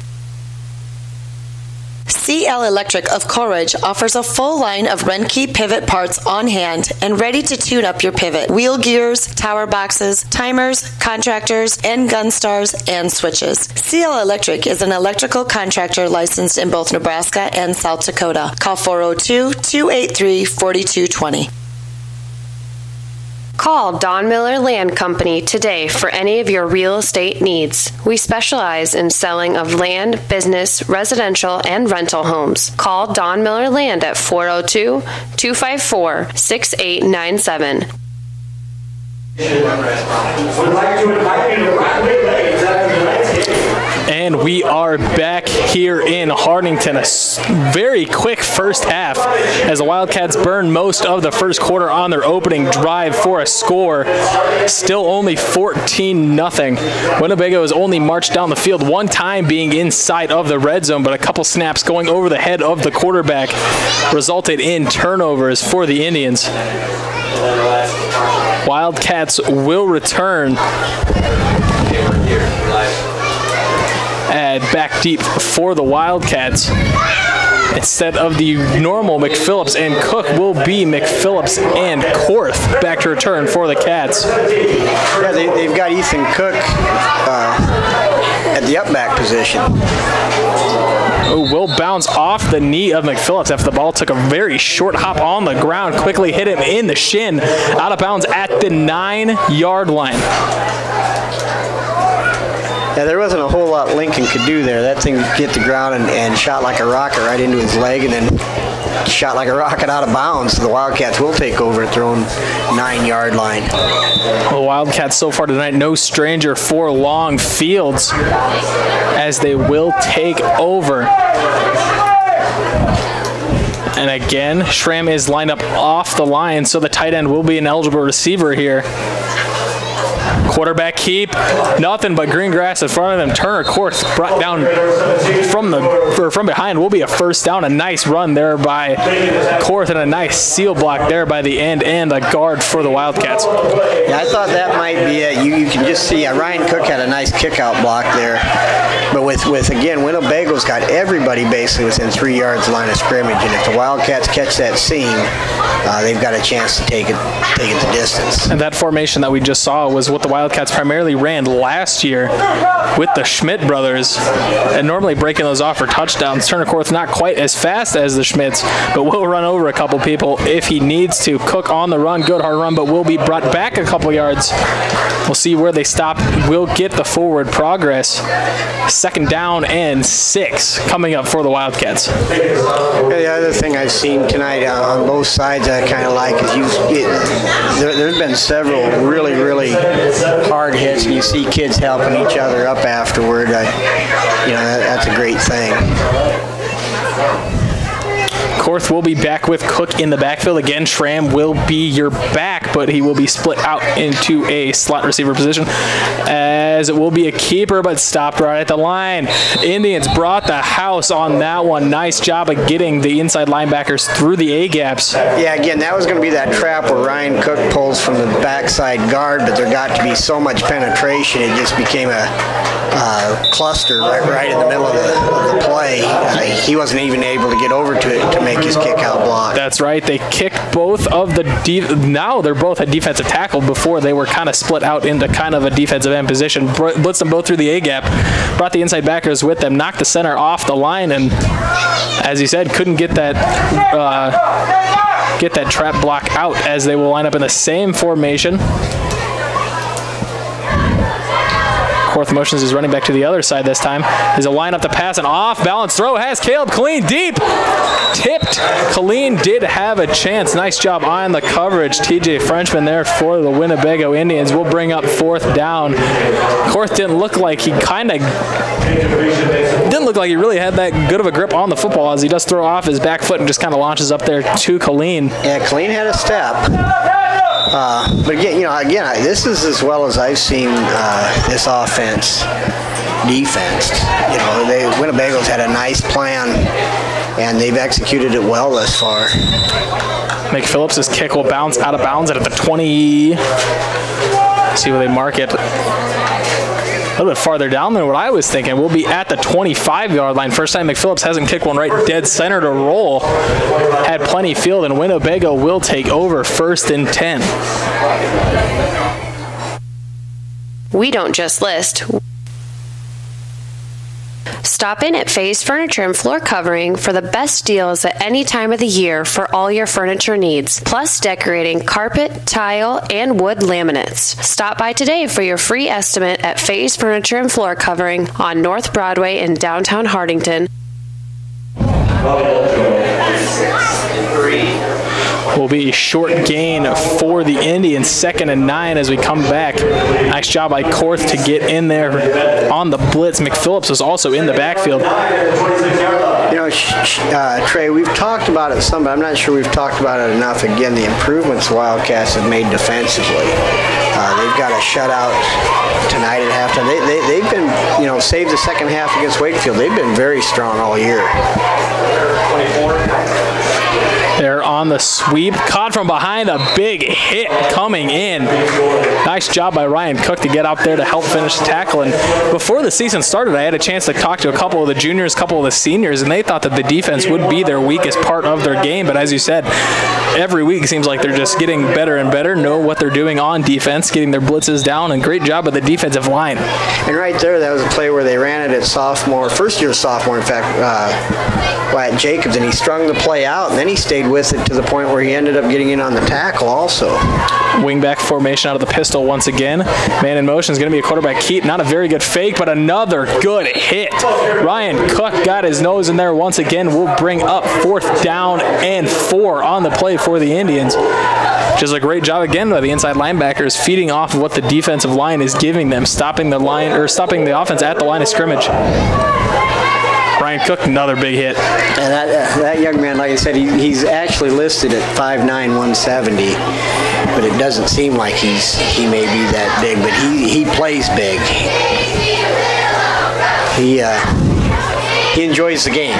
That's right, 5'9", 170, wearing number 10 was the exact same thing I was listed at on the roster, playing probably double as good as I would have out there, but a nice run on the right side. Winnebago will pick up a 1st down. First time they've picked up a 1st down on 4th with any sort of distance. The last time they did have it, 4th and 2, and did convert on it. Will be a 1st down from midfield.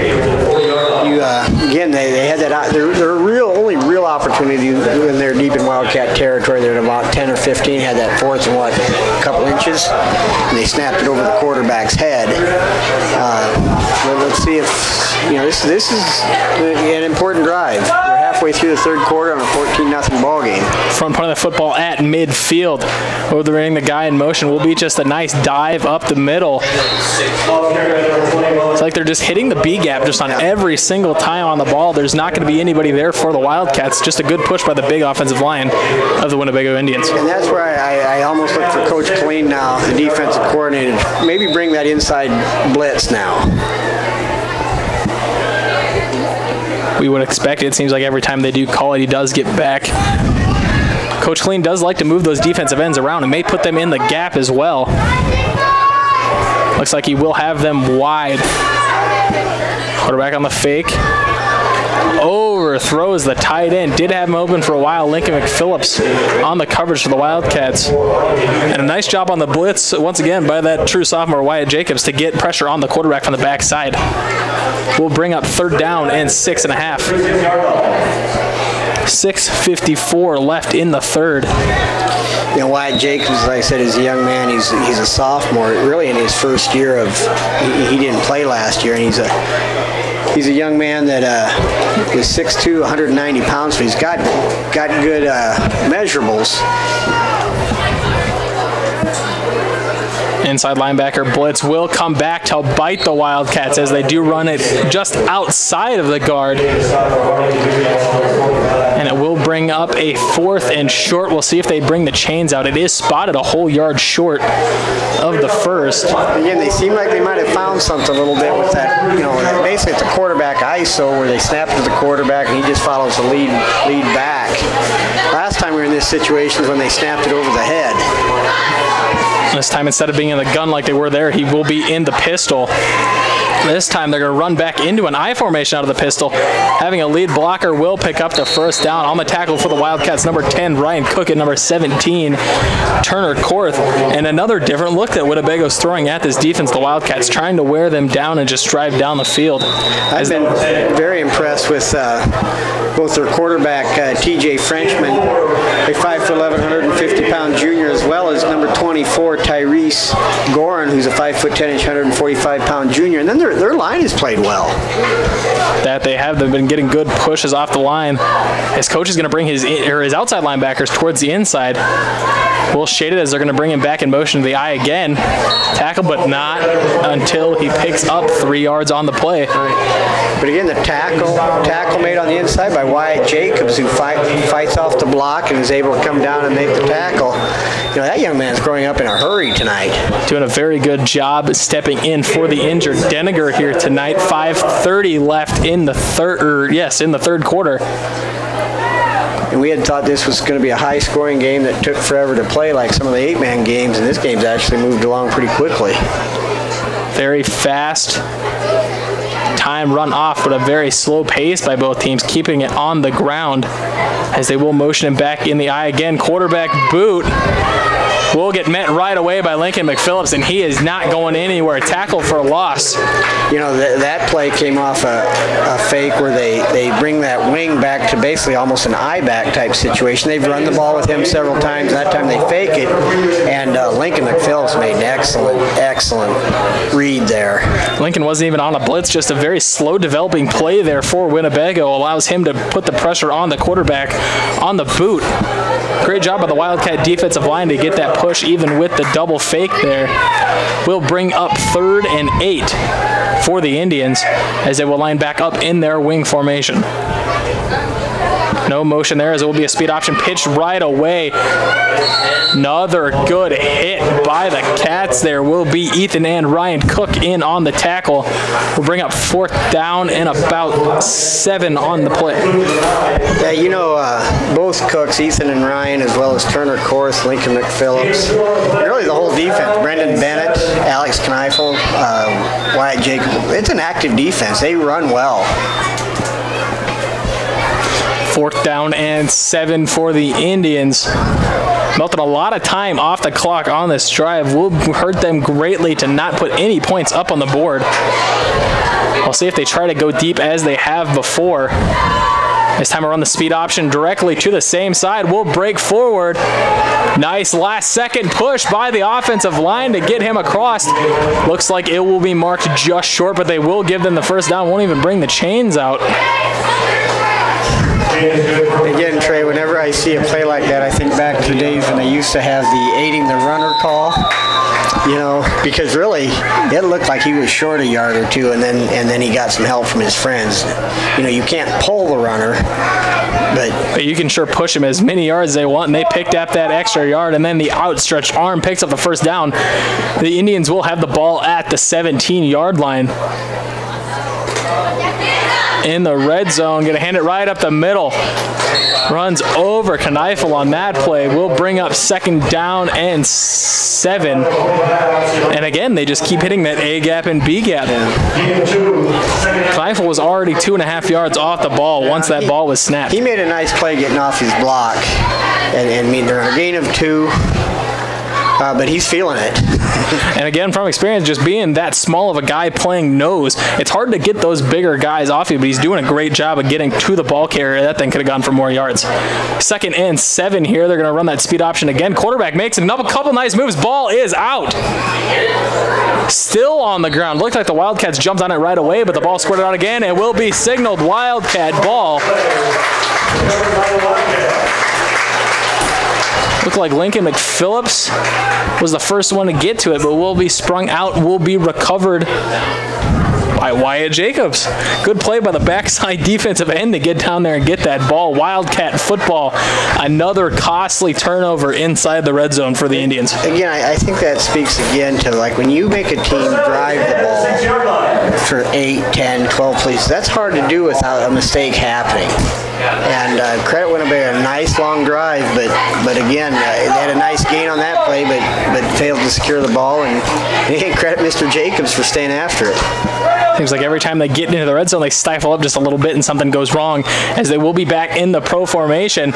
Morton some time to throw, has a man deep, overthrows Caleb Colleen. Had Turner, Korth, and Caleb absolutely wide open, and that's another thing that, how we've said before, the Winnebago deep defense, they don't have a safety back there to help. No, they don't, and play action is gonna lead to perhaps some receivers running all by themselves. And I think it looked like Shea caught him late and just got a little excited because Caleb was out there all by himself. And how it looked on that play, Shea was trying to key on Lincoln, but just saw there's two guys wide open. There's no way I can miss this throw. But again, throw it over the top, and that has been a problem for Morton so far this year. A couple of his throws have been right over the top of his receivers.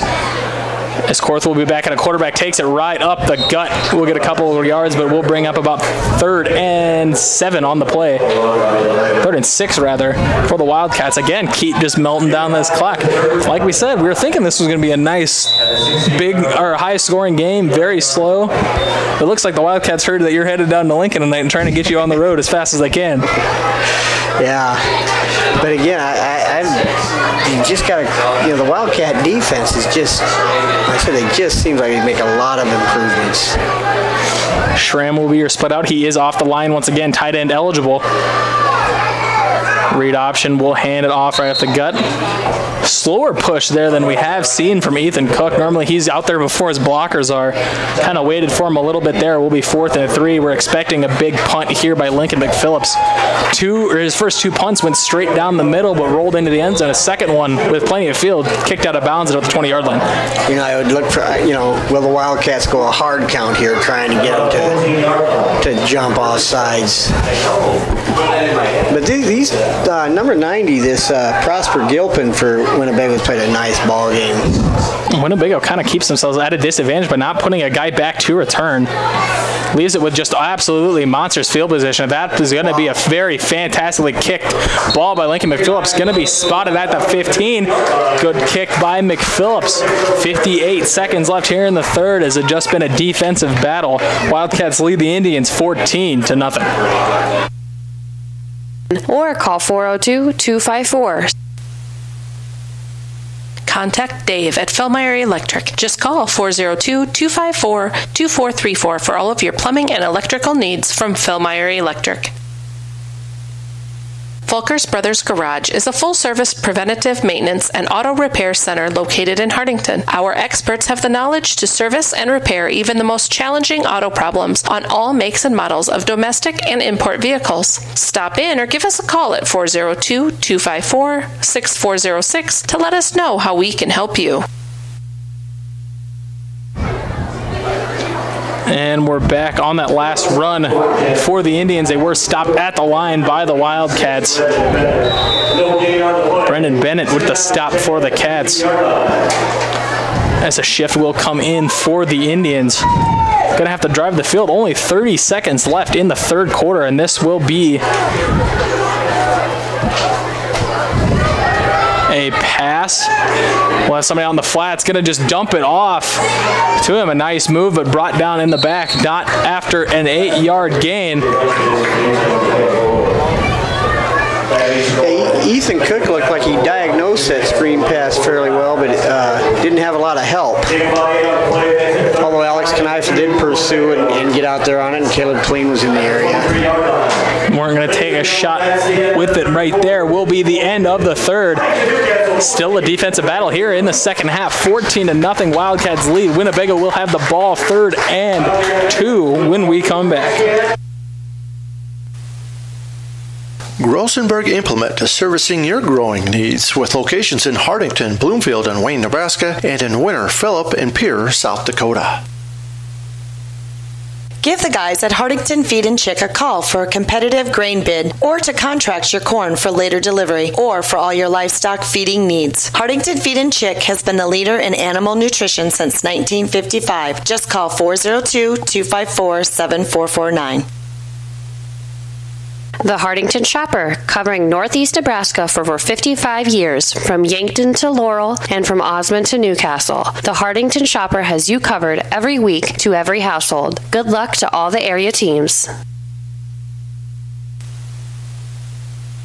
For over 30 years, Hardington Tree is your one-source tree service and tree healthcare provider, servicing Northeast Nebraska and beyond. We are committed to tree preservation, offering expert tree pruning services, comprehensive plant healthcare programs, and our specialists at hazardous tree removal utilizing the latest and best equipment. Contact us today for an estimate. Previously, Winnebago would be going into the wind, but now it's just seemed like it's calmed down to a slight breeze, so they will have no problem throwing the ball here as the quarterback will keep it himself. He got back to the line, may have picked up a couple. We'll see where the spot comes in. Did stretch out at the end of the play. Will be a first down. Indians still down by 2 scores. 11:50 left here in the fourth. 26-yard line. We'll call in a play. Hey, again, though, all in all, this has been a really fun football game to watch, and that everything has been earned both ways tonight. Not always perfect, but man, both teams have played hard. Hand off to the right back as he's going to make another nice cut gang tackle by the Cats. We'll bring up about a 2nd and 4 on the play for the Indians. Indians have put together quite a few good drives, but it just seems like something goes horribly wrong once they get inside the red zone. Yeah, and again, I think it speaks to when you make a team drive 10, 12 more plays, it's hard to put that many plays together without something going wrong. Seems like they're either having to get it on 3rd and short or 4th and short. Wildcat defense have put up very good stops. Inside blitz being shown, and Cook going to get right through the line. Absolutely shot through the gap once again. That's not even the first time we've called it tonight. It seems like every time they put that inside blitz on for the linebackers, he's right there in the quarterback's face. Yeah, like I said, Ryan Cook just seems like he has a knack for that, because he's about going full speed when he goes cross line of scrimmage, and it looks like at some point he might take the handoff. Timed that absolutely perfectly. Started off on the right and dipped straight through the A-gap on the left side. Sack on the play brings it from a 2nd and 4 to about a 3rd and 8 here for the Indians. Set up in their wing once again.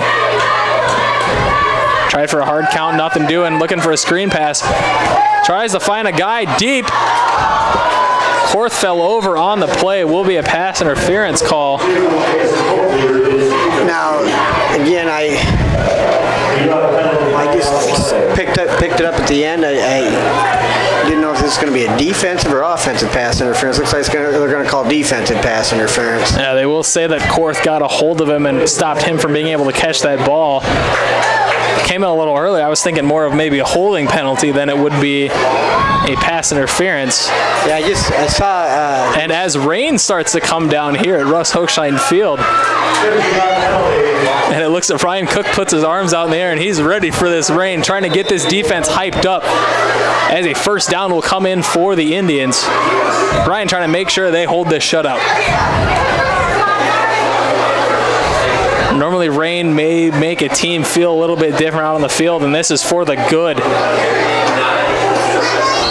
Good, strong run by the Indians. 2nd and 5 now. We'll see if the Wildcat defense can hold up. But as I said previously, Winnebago is driving. Once they get in the red zone, seems like something always goes wrong for them. We'll see if they can overcome the problems that have come to them. We were talking about Ryan Cook basically going around trying to fire the guys up. He just appears to me to be the kind that would love playing in the rain. Almost feels at home in the rain as they will be back in their pro formation after running the wing back formation for the past couple drives. Quarterback going to have the ball way outside, and Wildcats are going to swarm him. Fantastic play by Bennett to force him back inside, and then Cook and Kneifel there to take him down, and there will be the quarterback down on the play as we will take a break here. 9:19 left in the game. Heine Electric Services is a dealer for both Valley Irrigation and a Sukup Grain Systems dealer. In addition to the equipment lines, we drill wells, install pumps, perform crane work, and provide trucking and earth moving services. Located in Hardington and Vermilion, South Dakota, give us a call today at 402-254-2568. If you're thinking of buying or selling, Jane Seiler, realtor with Don Peterson & Associates, welcomes you to come visit with her. Jane is here to help with the whole process to get you into that dream property. You'll find Jane in the Don Peterson Associates office, downtown Hardington. Kaiser Ag and Irrigation is your local Zimmatic dealer. Call us today for all of your pivot servicing, parts, and purchasing at 402-254-9557. New quarterback in for the Indians, and they're going to hand it off. Open field as Court took a bad angle on it. Going to be knocked out of bounds inside the 5-yard line. Maybe a small adjustment needed to be made, as it looks like they sent quite a few on the inside. Left Turner Court on an island. Didn't take a very good angle at it, but we'll bring up first down and goal for the Indians. Yeah, Winnebago had to bring in a new quarterback, and I don't know if the defense relaxed a bit or what, but that's the widest running lane they've had to the outside all night long. Will be lined up in their shotgun pro formation, as will be handoff to the same side. A nice cut back inside, and he's going to get down and will be touchdown Indians. First score of the game on the handoff to the right side linebacker. Cut back inside for the score. 14-6 as it stands right now. We'll see how the conversion ends up. Now, these conversions could end up being huge. Because this obviously, if Winnebago doesn't get it, they're going to need to score and get the 2-point conversion just to tie. We'll see how it ends up. As Colleen calls the defense, we'll have all 4 linebackers look like they're going to step inside, as the pass is going to go out with the new quarterback, and he's going to turn around and throw one up for grabs. Nice job by the Wildcat defense to get back and stifle the young man before he could get a pass off. 8:46 left in the fourth quarter. Wildcats will return the ball 14-6 here in Hardington. Kaiser Ag and Irrigation is your local Zimmatic dealer. Call us today for all of your pivot servicing, parts, and purchasing at 402-254-9557. For the right products and expert advice to get your projects done right, come to Cruzy True Value. In every department, you'll find terrific items that will help make each job go a little more smoothly. If you need tools for those once-in-a-while projects or equipment for a once-in-a-lifetime event, rent it at Cruzy True Value. Start right, start here. Wins Funeral Homes, located in Hardington, Coleridge, Crofton, and Yankton, is proud to have served our area for over 116 years. Good luck to all the area teams. And we're back here at Hardington. Lance Denny back to kick for the Indians. Still plenty of time left, so I wouldn't expect anything out of the ordinary here on the kick. No up man for the Wildcats, as they weren't expecting a return. An absolute booming kick. We'll go all the way into the 11-man end zone. Wildcats will start their drive at the 15. And we'll see if the Wildcats, they have been successful trying to burn clock so far this game, keeping it on the ground with Cook and Korth. And we'll see if they do. So far this game, I've been surprised we haven't seen Lincoln McPhillips in the backfield at all. No, and it almost looks like they're starting to settle in more with the Turner Shea combination at quarterback. Now, on that conversion that again is so crucial. The guys putting pressure on the quarterback again were number 60 Wyatt Jacobs and number 10 Ryan Cook. Seems like we've called their names all night long. Delayed handoff on the read right there. It almost looks like Korth not quite comfortable running that read option. Seems like he wants to keep it every time, but just waits half a second. Now, one thing I wonder, like with this offensive possession, they've had number 3 TJ Frenchman on Lincoln McPhillips all night long, and Lincoln won the one battle for the touchdown, but Frenchman got hurt on that. He was the quarterback that got hurt, and he's no longer on McPhillips. We'll see if Coach Ulrich decides to pick on that, as Schramm will be your out guy. So again, that means that the tight end is eligible. Lincoln will block. Nice hole there for Korth. Makes a move to the inside. Takes a hit, but will be a first down. Chains will move. The only bad thing for the Wildcats is that the clock will stop until signaled by the referee. But another nice run by Korth. It doesn't seem like when Turner has any chance of running the ball, the first guy ever gets it. It's always, he's able to usually get past the first guy. Seeing that almost could have been a broken play as Lincoln McPhillips looked like he was pass blocking on that right side. But Korth will turn it into positive yards. Now they have brought Frenchman back in the game. He will be keyed on McPhillips here on the left side. Korth the read, will hand it off to Cook. Cook barreling forward, will have space. Cook's going to take it off, 20, 15, makes a nice cut down at the 12-yard line. Ethan Cook breaks off his first big run of the game, and they just need to keep feeding that man all the way in. Yeah, nice time for it. Back-to-back runs, first by Korth and then by Ethan Cook. And again, I hate to belabor the point, but when you can break a run like that, and that you don't have to, again, get back to that 10, 12 play, all of a sudden that drive is shortened and there's less likelihood for a mistake. But again, this is an important drive for the Wildcats to finish. Will have it. They did mark it a little farther back than I first expected as Cook's going to get the ball again. Knocking over one. He's going to get down inside the 10, maybe to the 9-yard line. The 4-yard gain. Originally, I thought it was going to be down at the 12 where Cook was stopped, but I think they had a need down at the 14 where this first down marker is set. Will be 2nd and 6 or 7 yards here from the 10. As Korth will stay in at quarterback. Clock under 7 minutes.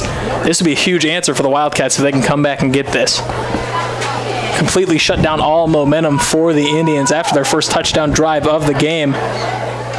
Korth running read option again. He's going to keep it, going to use Cook as a blocker, going to get to the outside, knocks over his defender. A little bit of stare down by Turner Korth on that after he knocked him over. We'll have it 3-yard line.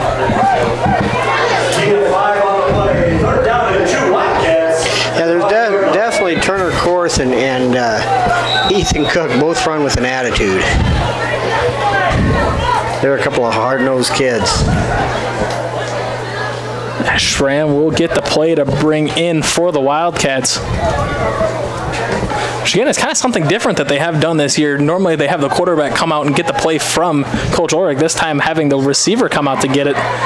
Frees him up as Schramm will be off the line. That means McPhillips will be an eligible receiver. Flag out on the play.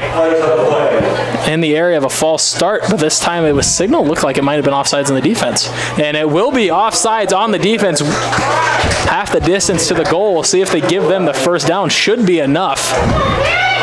As it will be spotted on the line. 1st and goal Wildcats. Knocking on the door. 6:41 left in the game. And this will destroy all momentum towards Winnebago if the Wildcats get here. Yeah, and if they get in here, they go up 2 scores with about 6 minutes to go, and it'll force Winnebago to open things up, especially throwing the ball more. And again, they haven't thrown it a lot tonight. This time they will open up. Caleb Colleen on that right side will be the eligible receiver at the end spot. As Korth makes the perfect read, giving it to Cook. Touchdown, Wildcats. Seems like they have struggled on that read option there, but an absolutely fantastic read by Turner Korth on that play. Fantastic read, and the play side of Alex Kneifel and Brendan Bennett really held up well. And again, Ryan Cook came over and threw the kick-out block on the trap, and it was a massive hole. Great answer by the Wildcats on that drive. One of my favorite plays to run is that trap with the guard. Just leaves that defensive end open just to get blown up. The Wildcats put this in.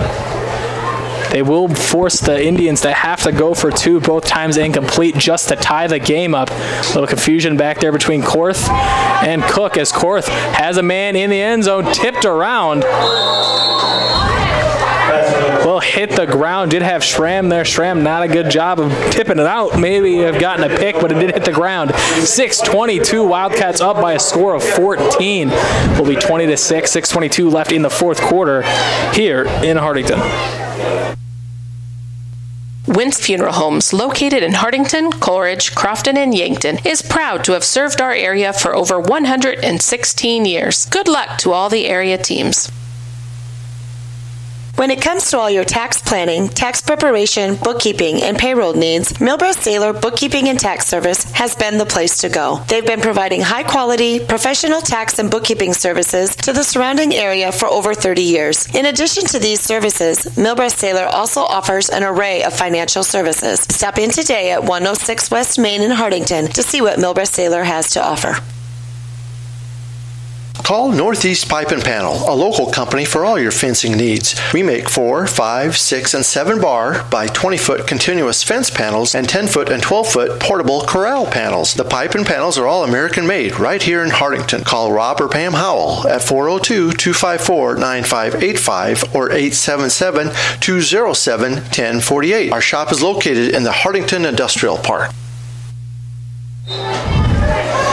Ryan Cook back deep to kick for the Cats after they answer. Winnebago did march down the field on a couple big runs with their quarterback out to force the first score of the game.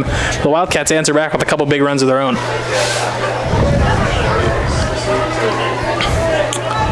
Cook's kickoffs have been a little shaky so far, have been a couple short, and one went out of bounds to start the game. See how Ryan does this time. This one is very low. Will stay on the ground, bounces, but will not go out of bounds. Will be returned at the 10 with the Wildcat coverage team already there. Almost broken. Good job on the play by Turner Court to get all the way back to make that stop. Winnebago will take over 1st and 10 at the 30-yard line. Now it'll be interesting to see what kind of attack Winnebago goes here with, because again they've got to operate with a little urgency now with 6:17 to go in the ball game, down 14, and going against the Wildcat offense that is themselves taking the ball and held it for a while. 1st and 10, 30-yard line. We'll see what the Indians do here as they're lined up in their pro pistol set. It looked like the quarterback wasn't quite ready to hand it off there, kind of just stolen from him, but it will bring up a 2nd and 3. Good hard run there by number 24, Tyrese Gorin. Game 7, 2nd down and 3. Like I said, as this game's gone on, I've been very impressed with Winnebago. Record does not match how this team has been playing. No, it really doesn't. You're exactly right. False start as the running back creeps forward. Could have saved himself by running straight out to the sidelines, which is what you're taught, but does not. Will bring up from going from a 2nd and 3 till now what's going to be a 2nd and 8.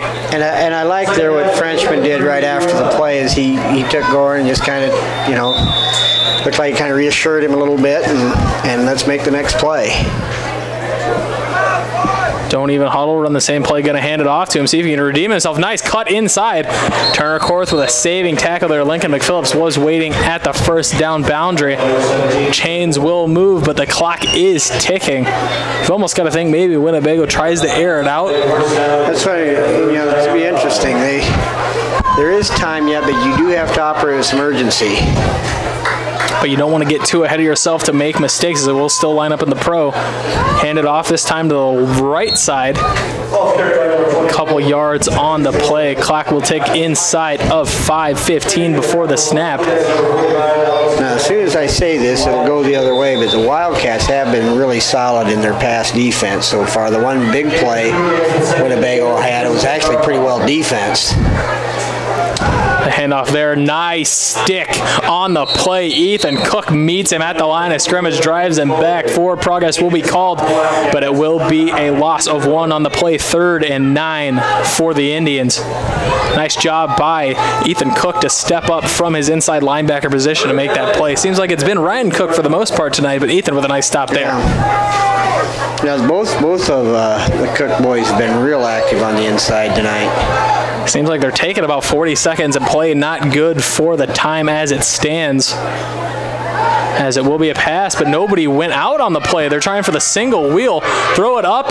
Picked by Caleb Colleen. Watched it all the way into his hands, and he's going to have a couple blockers out in front of him. Nice block by Ethan Cook there. Caleb Colleen, interception. Not sure if that was a broken play or they were trying for the wheel the whole time. But a very nice job by Caleb Colleen. Yeah, he's just playing center field there.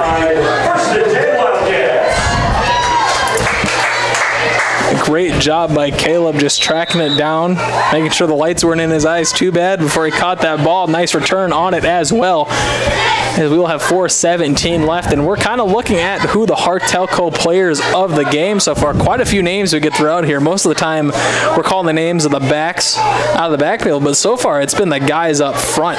Yeah, they've done a nice. It's been you don't win a game like this without being a team effort. As Cook will have it, he's going to have quite a few blockers in front of him, cuts inside. Brendan Bennett had the seal on him. If Cook could have bounced on the side, he could have been gone, but again, a nice play. The only bad thing about it, clock will stop as he goes out of bounds. Flag on the play. Looks like it will be a hold on the Wildcats back at the 34-yard line. But again, the clock is on the side of the Wildcats now. As 4:09 left. They hold a 20-6 lead. Both teams, though, Trey, do have the 3 timeouts left. That's true, but if the Wildcats can keep the ball on the ground, Winnebago still has to drive for 2 touchdowns, and haven't. Every one of their drives so far has been a really short, methodical drive. And you've really got to. You're in that territory now, though, where, like you said, where you pick up 2 or 3 first downs, and it's going to really make things difficult on Winnebago. Korth will be back there once again. Schramm will be your guy outside. Korth is going to keep it. Has a couple blockers. Nice big blocks in front. Korth will run along the sidelines. Ethan Cook really wanted that ball out of the backfield. Tried to rip it away from Turner, but Turner did keep it. Probably the smart move using Cook. And Cook took out all of his anger on that defensive end that came out to the outside. Clock will tick to 3:51. Waiting for the official signal.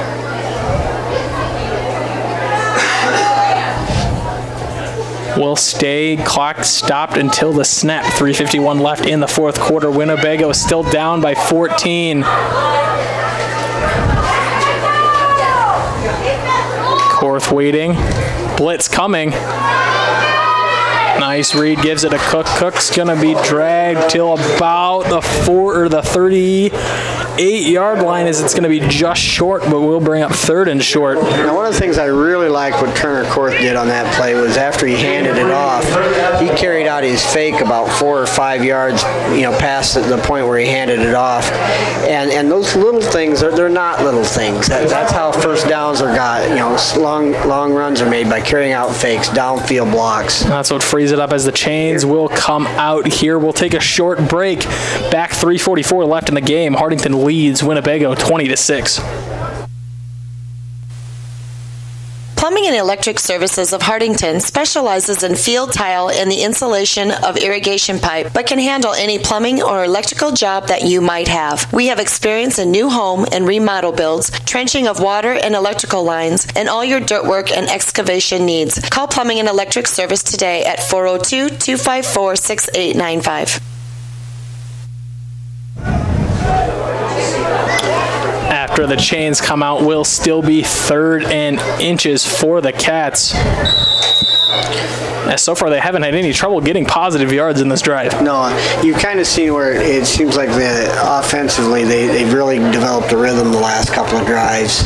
Offensive line is kind of taking control of things. And some great blocks up front. DN's Lincoln McPhillips hasn't had to do a whole lot of blocking so far this season, but tonight he's been doing a very good job of getting his reaches and his kick-out blocks. There's a blitz right at the middle as Turner Korth's going to outrun the blitz. Big gain for the Cats. 3:15, a first down, but there will be a man down in the backfield. We're going to take a quick break here. 3:15 left. Wildcats lead 20-6.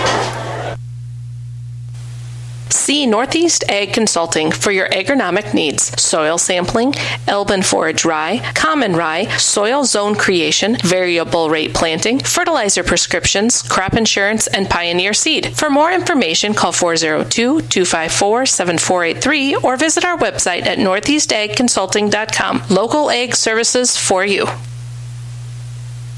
Our 24-hour fitness center, REPS, challenges you to commit to be fit. Stop by and check out the fitness equipment and our complete array of weight machines. REPS is now offering fitness and gymnastic classes. Call 402-254-2474 or 402-920-1026 or visit us at www.reps-fitness.com. Top Crop is your local NK soybean and Golden Harvest corn dealer, also carrying a full selection of cover crops and offering custom seeding of small grains and grasses. Give Glenn Taney a call at 402-841-5599 or First down, Wildcats. Korth going to take it out the middle. Shakes a couple, tackles, touchdown, Cats. And right as we come back from the break, Turner Korth is right in the end zone. And again, he's, the line seems like they've taken control of things, and it seems like Ethan Cook and Turner Korth have both gotten stronger themselves as the game. They've really started to finish their runs, and that time, he was able to take it the distance. Just looked like the defensive timing was just a little bit off because Turner didn't even make the fake there, just took it right up the gut. Great run on the play, number 17, Turner Korth. Trey, with 2:50 left in this game and currently a 26-6 lead with the conversion. Next week, the Wildcats will find themselves down at Creighton, Nebraska to play the Bulldogs. And so far this year, Creighton has been putting up just a gargantuan amount of points on teams. As he will shake it. 2-point conversion is good. Wildcats will go up by 3 scores, 28-6. 2:50 left in the game. And again, it's time to start looking at player of the game, and I'm going to take the obvious choice right now. I'm going to go with Ryan Cook.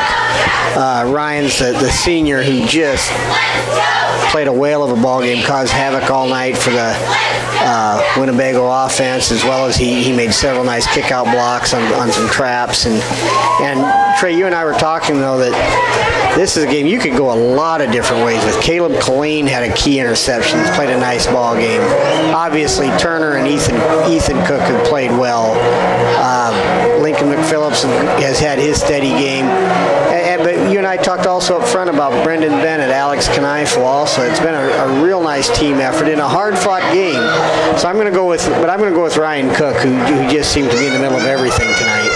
And I think for my pick, I'm going to go with the 5-tool player out here, Brendan Bennett, getting stuff done, offense, defense, kickoff, kick coverage. He's just been all over the field doing everything he wants. Yeah. But while we're at it, I'm going to give an honorable mention, not going to give the award, but give a nice shout-out to young man Wyatt Jacobs getting in there, stepping in for the injured Denninger on this, turn the game, playing some nice defense, had some nice tackles then with the fumble recovery. That's a great point, because young Mr. Jacobs did play himself a whale of a ball game tonight.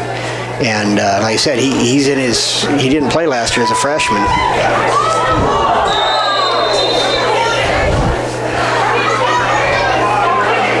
With a stampede onside kick there by the Wildcats. Totally caught him off guard, but he will get the ball back. Nice hit by the kicker there, Cook. That was one of those plays where the young man that fielded it caught the ball, and then he immediately caught the stampede. And he's down right now. Let's hope he's okay. And we will take a break here. 2:49 left in the game. Wildcats lead 28-6. Or just email Glenn at top.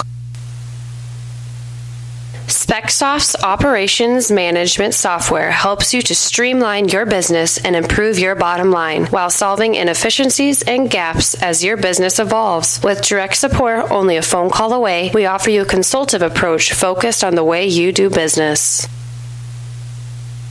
The cold and flu season is upon us. Stephen Drug has all of your over-the-counter cold and flu remedies in stock, and they also fill your prescriptions in a convenient, friendly fashion. Stop by Stephen Drug, your full-service pharmacy at 214 North Broadway in Hardington. Town & Country Insurance is proud to announce the opening of our new location in Hardington. Our location is 104 West Center Street, and our phone number is 402-254-9770. Stop in and see Frank, Carrie, Denise, or Ryan for any of your insurance needs you may have. Call Northeast Grinding for custom hay and high-moisture corn grinding. We have multiple grapple grinding units and an array of screen sizes with economical rates. Give Patrick a call for all your grinding needs at 402-640-6160.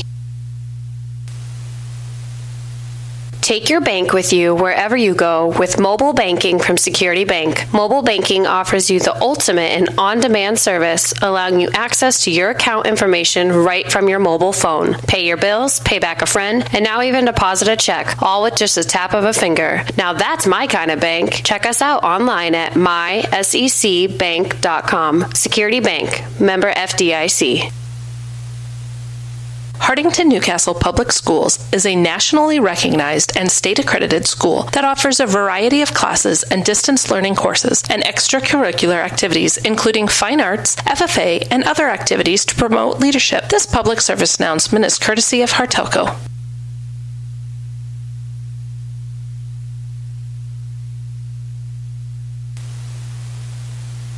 Hartelco is your gig-capable technology leader in Northeast Nebraska. Whether it's phone, IPTV, 100 meg per second internet service, computer sales and repair, or home and business networking, Hartelco has the experts to help you with your technology needs. Just stop by our office at 103 West Center Street in Hartington or call us at 402-254-3901.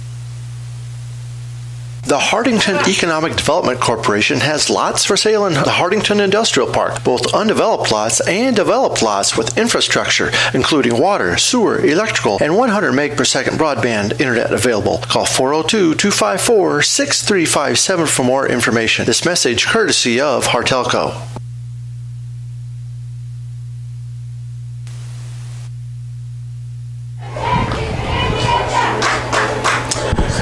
And we are back here at Hartington, 2:49 left in the game.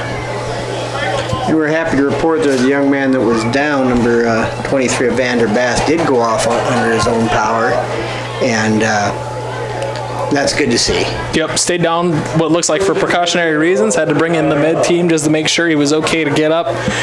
Winnebago will take over at the 38-yard line on their own side of the field as they will spread out two men to the right side. Waiting for the running back to check in here. Now there's no doubt Winnebago will have to throw it, and again I look for Wildcats to bring some pressure. Spot pass, threw it out in front of him. Caleb Colleen just about took that thing away from him. He almost had his second pick, and then we might have to reevaluate his status at the play because he's played a nice ball game. You know, it would have been 34 on the scoreboard because Caleb Colleen would have taken that thing back. Just not a very good timely spot pass. Threw it way out in front of him and just left him out. Kind of a rugby hospital pass on that one. Yeah, they definitely don't look as comfortable throwing the ball as they do running it. No, not at all. It almost looks like the quarterback is just a little bit scared to throw it on their big completion. They just kind of snapped and threw it right away. We'll bring up 2nd down and 10. But now that they do have to throw, you do have your two best coverage guys out here in McPhillips and Colleen. We'll see what they try to do here.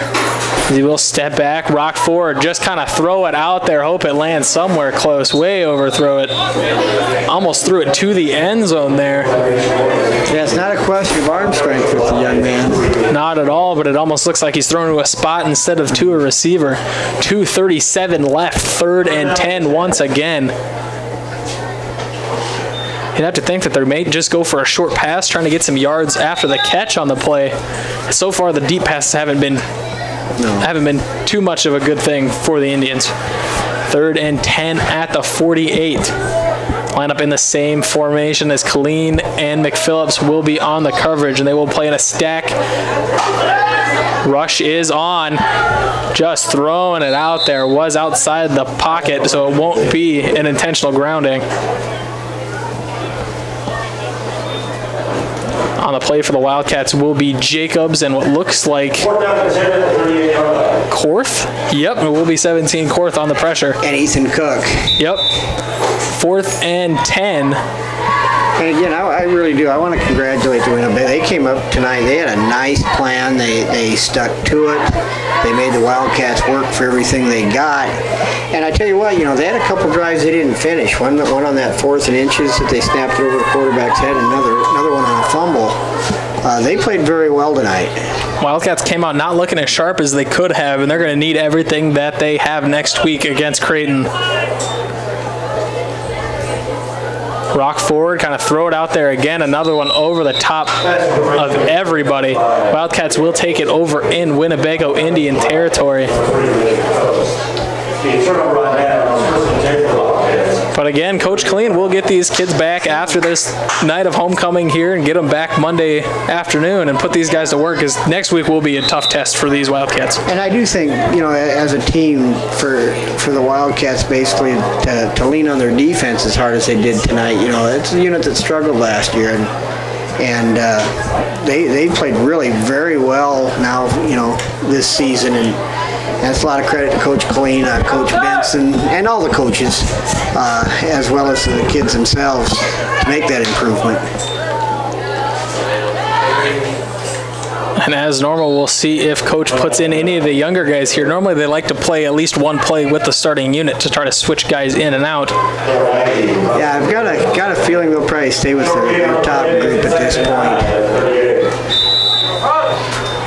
Clock will tick under 2 minutes before the snap. Here's the Wildcats just trying to get as much time off the clock as possible before the snap. As Schramm will walk out the play. And like you said, hats off to the Indians here tonight. Came in, played against a tough Wildcat team, gave it everything they had, and without a couple turnovers inside the red zone, this game would be a lot closer. Yeah, and again, they played well. They had a nice plan tonight. Came in knowing pretty much, besides for the one touchdown catch that Lincoln McPhillips had to grab from in front of the defender, pretty much just phased Lincoln out of the game tonight. Yeah. Wildcats will take a timeout. We will too. 1:45 left in the game. Wildcats lead and have the ball 28-6.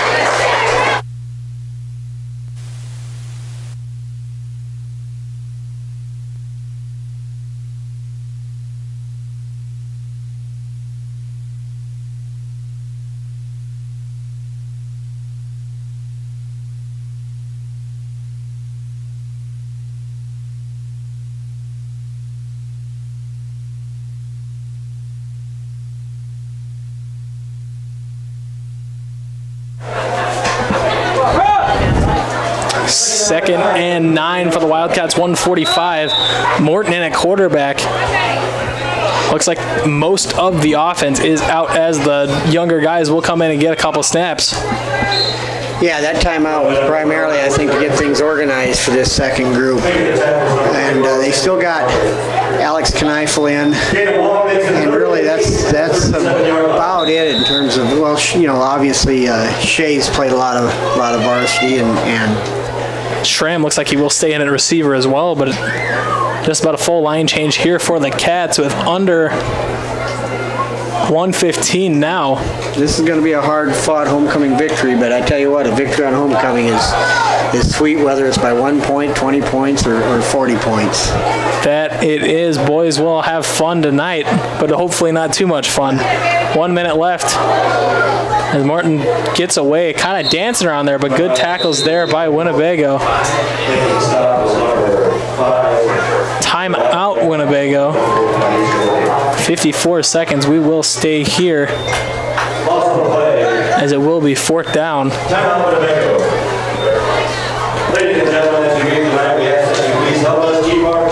Again, we'd like to thank all of our sponsors here tonight. Anderson Insurance, Bank of Hardington, Bob Hymas the Dirt Man, Broadway Lanes, Cedar Security Bank, Christensen Well, CL Electric, Don Miller Land Company, Phase Furniture, Philmeyer Electric, Folkers Brothers Garage, Grossenberg Implement, Hardington Feed and Chick, Hardington Shopper, Hardington Tree, Heine Electric, Kaiser Ag and Irrigation, Jane Saylor of Don Peterson and Associates, Cruzy True Value, Milbreth Saylor Bookkeeping, Northeast Pipe and Panel, Northeast Ag Consulting, Northeast Grinding, Reps Fitness, Security Bank, Specsoft, Stephen Drug, Top Crop, Town and Country Insurance, and Wentz Funeral Home. Will be false start here right away on the Wildcats. Again, we'd like to thank our sponsors. Thank you for all you do bringing this broadcast to the community. And again, we'd also like to thank our telco and our cameraman tonight, Billy McGregor, always does a fine job. We're always lucky to have the best in the business here with us up in the booth. We'll bring up 4th down and long. You expect the Wildcats just to keep it on the ground here or punt it away like they will. They have that quick punt again. Yep, set up in the punt. High punt. Will take an Indian bounce. That looked like it hit an Indian player there when it bounced back. We'll see how they marked it. It is Winnebago ball. It did look like it hit off of a Winnebago player there, even on the replay, but Winnebago will take over. 46.4 left on the clock. Again, we want to wish Winnebago the best of luck in the rest of their season. And again, if they can continue to play like this, there's going to be some victories for them. They're a much. I said I was very impressed with them offensively, defensively.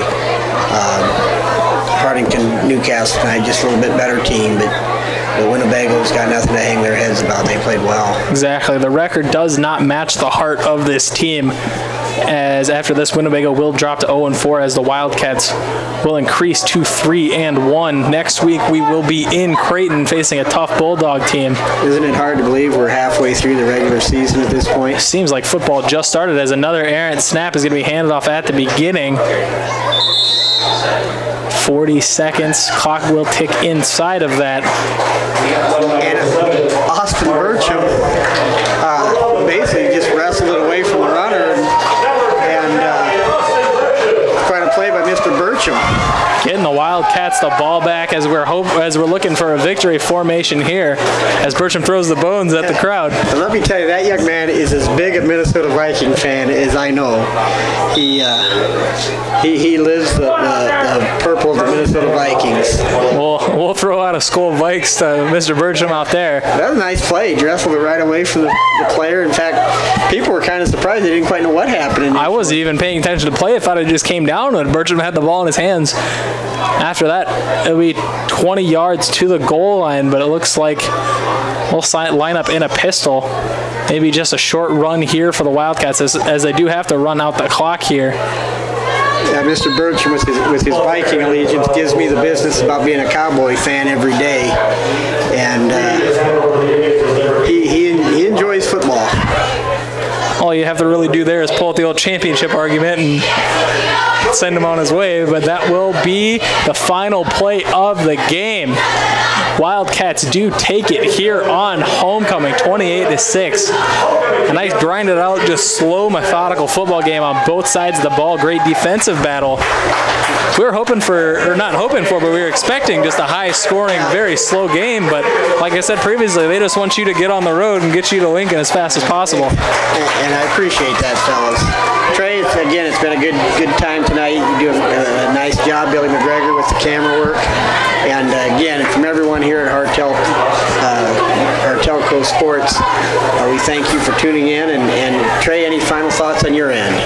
Just a very well-played game by the Wildcats and a very good effort there by the Indians at the end.